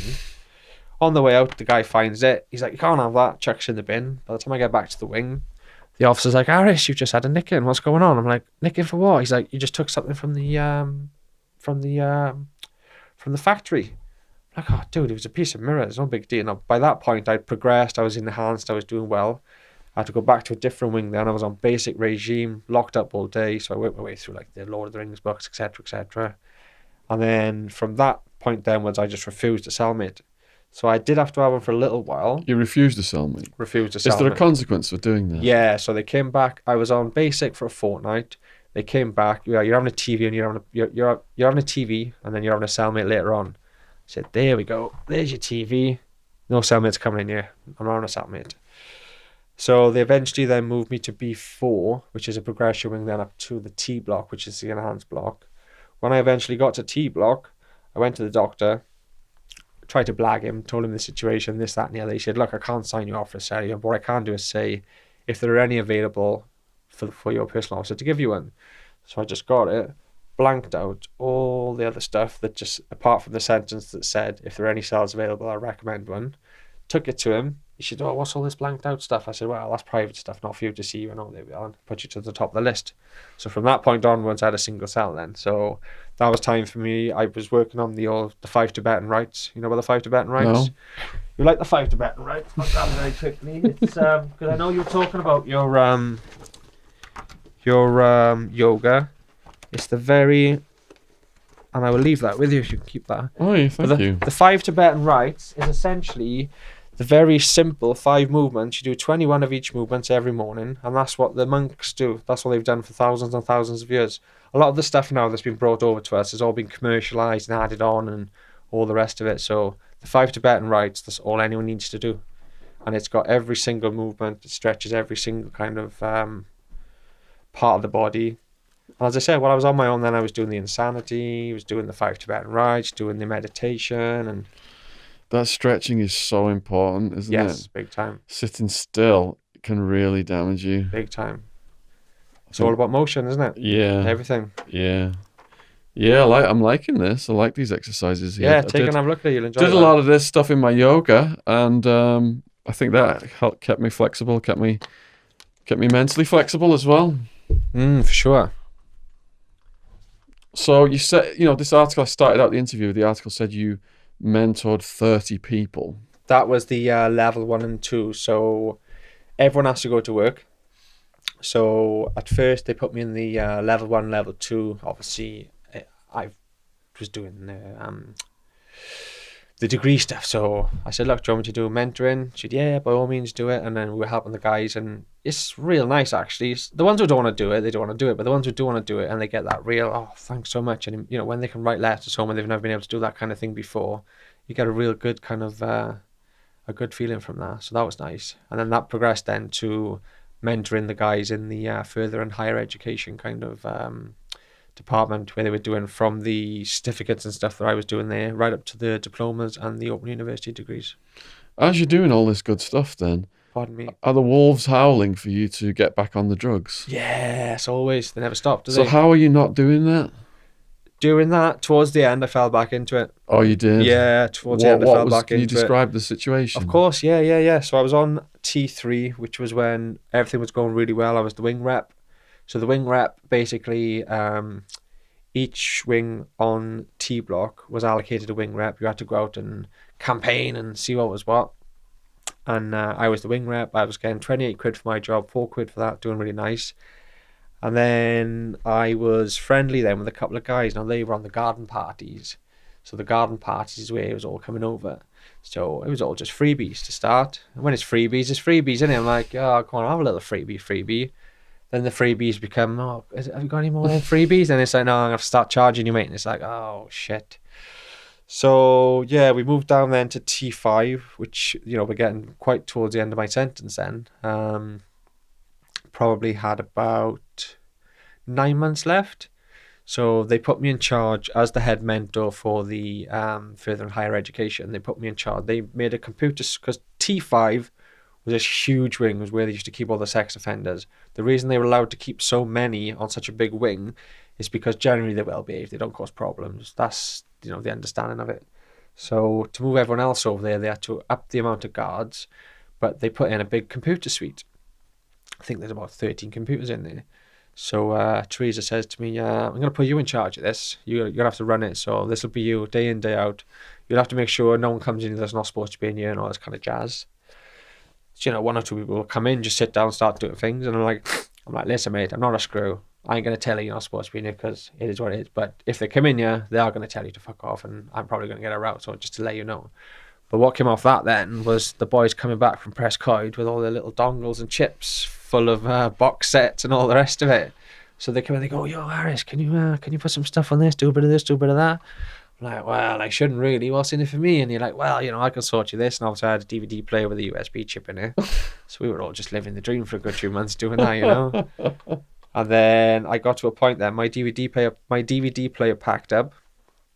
So because of the size of the wing, every Friday I was able to just unplug one of the computers, wrap it in one of my big laundry bags, smuggle it down to the cell and spend all weekend watching stuff in the cell. But then I got caught with that and a phone. So I ended up doing, and again, I only had a few weeks. Again, at that point, I think I had like 6 weeks. I think I had about 6 weeks left. So I ended up doing about 4 weeks in Seg down in Park. And then the day before they were supposed to give me my nick in, which I have here somewhere, for my phone, they just shipped me to Swansea because they like to keep it under wraps. Because the amount of people in there who got caught with big parcels of drugs, they just get shipped off to a different wing and you'd never hear anything more about it. Is that to keep the stats down? Keep the stats down. Yeah. And like I said, it is what it is. All these things are businesses, but within these businesses, as you say, there are good people and there are bad people, but it is what it is. Yeah. As you're getting closer to the gate on this second incarceration then, how are you mentally adjusting? Well, I had my qualification to become a personal trainer. I was doing the insanity classes in the gym, so I was quite fit. Love that insanity stuff. Yeah, I was quite fit at that point. I was taking the class. I was doing it on the wing every day. I was doing Les Mills Ultimate Combat on the wing. Wow. I was doing the insanity classes in the gym with about 20, 30, 40 boys. Yeah. So my fitness was quite good. What kind of music you got going to that? Pardon? What kind of music are you playing? They used to bring some banging CDs in. Was it the actual Les Mills music? No. We couldn't play them on the screens or anything. So what I'd have to do is write down all the different movements. The Les Mills ones I could do on the screen in the wing. Yeah. But the insanity one in the gym, I had to write down all the different movements. Yeah. And we had one of them timers that would beep every 30 seconds, 3 minutes, and they just had some That music really gets your heart up, It doesn't really it? Like does, that doesn't it? scooter and stuff. Yeah, it really does. It really does, yeah. Enjoyed that. It's a good laugh. So you're a PT. You're going to get released. Yeah, so Are you thinking it's going to be different this time around from last time? I'm going to last longer than 9 months? Yeah, 100%. I just didn't want to be, it couldn't be a third thing, you know what I mean? It'd be 10 years again. It's just like, what the fuck, what's the point? So what gave you the confidence not to behave like you did previously? Well, as I said, I haven't told you actually, sorry. So I came out then. I was invited to the Learning and Work Institute to do, just to go up on stage and talk about my experiences. Like there was an MP there was a guy from Unlock, and a couple of other people. And then off the back of that then I met Ellie Pearson from the Boss Project, who is the Boss Project Building Opportunity, Skills and Success, who that's come off the back of the Woolwich Homeless Charity. They had a big, massive round of funding from the Lotto Project. So they've been doing really well. So they asked me to be the ambassador for that. And then off the back of that, then I went to Cardiff Arms football ground to do another conference talking about prison education and all the rest of it. And then unfortunately then, shortly after that, me and my missus set up a business. Because when I met my missus, she was running a 300-seat contact centre up in Swindon. So we thought we'd do it for ourselves. We set that up. Long story short, her business partner tucked us up and it all went bloody Pete Tong. But the most ironic part was they invited me back to the next year for the Inspire Awards to give because I won my award and then I won the overall award. So my name was engraved on the plate to give it to the next person. And long story short, we all got a bit pissed up because it was free wine. These chicks were flirting like hell. My missus wasn't too happy, so she stormed off. I've gone with her back to the hotel. The hotel guy phoned the police because we were having a bit of a barney. So when the police have come, I've tried the whole free man on the land common law business. You've got no jurisdiction in this hotel, piss off. They're like, down with us, you. Drag me outside. So soon as I'm out in the street, I'm like, yeah, fine. I'm in public ground now. I'll be it myself. She didn't come so quietly, unfortunately. So Really? no, they were ragging her around like no. She's a small woman as well. They were ragging her around like no one's business. So I'm kicking the door. Get your hands off my missus. They came out, opened the door. CS gassed me, locked me up. So that this was July last year. So the next day then in the police station, got charged for public order and common assault. I'm like, common assault on a police officer? Because I thought that's what happened. No, on your missus. I'm like, on my missus? I'm like, have you even spoken to my missus? Like, no, we don't even need to speak to your missus. So they wouldn't speak to her. Anyway, I went to the CPS. I had to obviously ring my probation officer the next day and say, look, this is what's happened. He's good as gold. He's cool about it. He said, look, I know what you've been doing. I know all your achievements and all the rest of it. Like, let it go to court, see what happens, and then we'll take it from there.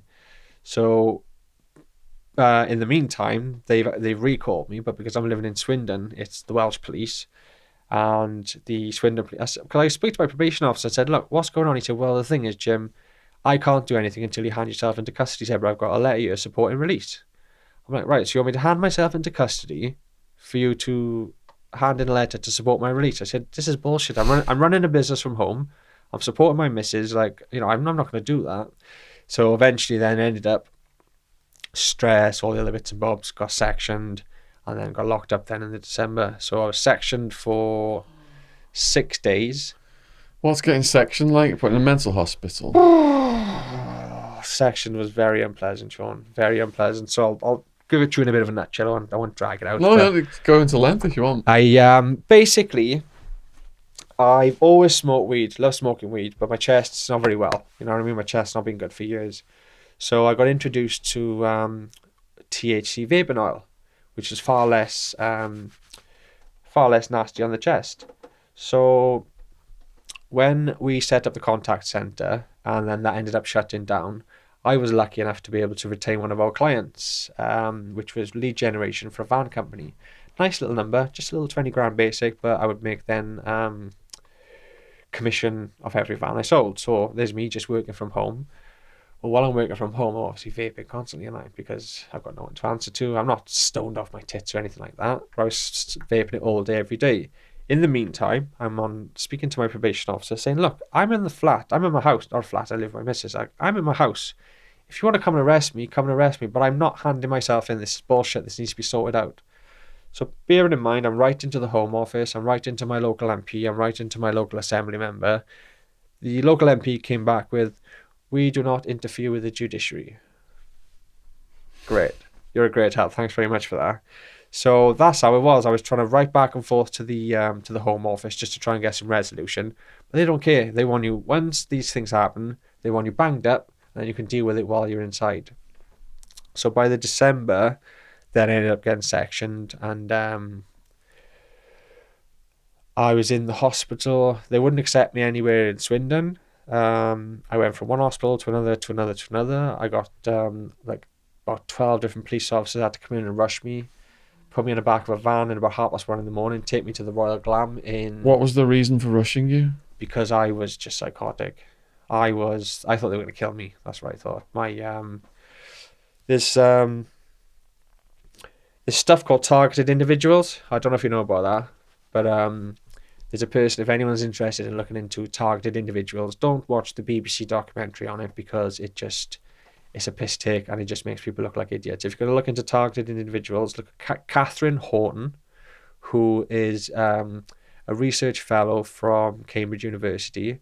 She has got a master's in nuclear physics and she's got a PhD in high energy physics. Point being is she knows her onions, she knows her shit. And what happened was the stuff that she was finding through her work in science and was trying to expose, they were saying, you need to fucking keep this quiet because it doesn't fit in with the narrative of what we know, free energy and different things like that. So with these targeted individuals, there's so many different things. I know it sounds a bit crazy, but there's so many different things that they can do with regards to all this 5G, 4G, voice to skull technology. It all sounds a bit crazy, but I've got lots of different videos on my YouTube channel of people talking about it. Yeah, David Icke talks about it. Yeah, So in your when you're in the mental hospital, you thought they were using those techniques to kill you. Is that what you're saying? Basically, before we get to that point, I'm in about 17 different newspapers from basically running down the street bollock naked. Yeah, I was having voices coming through saying things about my missus, saying if she leaves you on your own, you have to go. It was all this crazy shit. She disappeared, and I literally just stripped off and ran down the street bollock. But what it was, Shaun, it was as if I was a secondary observer to the experience, as if like this was happening to me, and it wasn't me doing it. It was a secondary observer position. So anyway, after running down the street and the police came and getting arrested, like I said, they took me to the hospital, they took me to here, they took me to there, then they took me to the Royal Glam. They took about 12 of them, held me down, force injected me. Now, I've got all my paperwork there. Basically, over about 6 days, I seemed to be all right. Pardon me. There was some Open that door, let some fresh air in. Thanks. There were some comments about still exhibiting symptoms of grandiose and psychosis and whatnot. But then the next day, they said, they interviewed me and said, how are you feeling? And I said, well, I think it's all just been a bit of a dream, bit of a, drug-induced psychosis, smoking this stuff. I'm feeling a lot better now. All right, then we're going to release you. All right, and they released me straight to prison, where they sent me to solitary confinement for 2 months.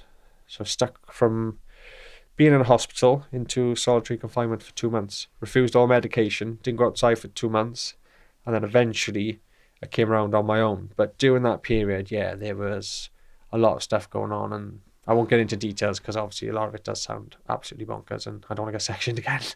But yeah, some right shenanigans, shall we say. So that case then, did you is that case closed now? You've done your time on that one. With regards to They my tried prison to sentence, stitch you up for the hotel activity. all done. I'm clear now. I was on license until the 16th of June. 16th of June Yeah. this year. Yes. Okay. So I'm a free Wow, man so this now. is really recent, isn't it? Yeah. Yeah. So now how are you holding it together? Well, at the moment, I've got a video on my YouTube channel from What's your YouTube channel? What's your name? it's Do you want any subscribers? the thing is, I'm not looking to. My missus keeps saying you should do it. She's been saying to me for ages you should do it because I'm into everything I like to do. I'm not looking to do like what Pepsi's done or anything like that. But what I like to do on mine is I've got my own personal stuff on there, and then in my playlist I just like to put all the stuff that I've learned and all the videos that I find of interest. Well, some people will be interested in that and they might want to click over. What is your YouTube name? I'll have to send you the link on there because it's just a code, isn't it? Until you've got over 100 subscribers, like yours is Derek 80, isn't it? Yeah, But until you've got over 100 subscribers, it's just a code. So what I'll do, we'll put the link below I'll send the you a few description in the video, below the description box. I'll send you a few different links if that's okay. Okay, yeah, of course. Because, like I said, in 2017, I did the video because in 2017, towards the end of it, that was when I was looking to crowdfund the flotation business. For I want to make a flotation and discovery center. So ironically, even doing that was a 2-hour video, and doing that video, me and Joe were talking about people having like spiritual awakening, psychosis. You're talking about flotation tanks now, like the stuff Joe Rogan talks about. I went to the London Flotation Centre. I did the tank. Floatworks, yeah. Yeah, it's amazing. That's what I want to do, brother. That's my business. That's my idea, because there's a lot more to it than It was people very realize. science fiction. There's a lot more They to it put than you in the people realize. room, you get naked, and you get in, and they close it. Yeah. Like the tank, and then you're it goes dark, or you can have it a little bit light, and then the music comes on. Yeah. And you feel like you're in the sky almost, like Like zero gravity. you're just floating around in the sky or something. I want to do a variation of different types. So like you've got the sensory deprivation tank there, which is like completely sensory deprivation, no light, no sound or anything. But for people who for that seems a little bit daunting, you can just have open tanks where you could have just the relaxation, the flotation. Yeah, because my different mum elements to would it. get claustrophobic in a closed tank. She wouldn't do it. I offered to get it for her. But I think it is a great way to relax. Yeah. I was so chilled out afterwards, I just sat on a bench and watched the water. Yeah.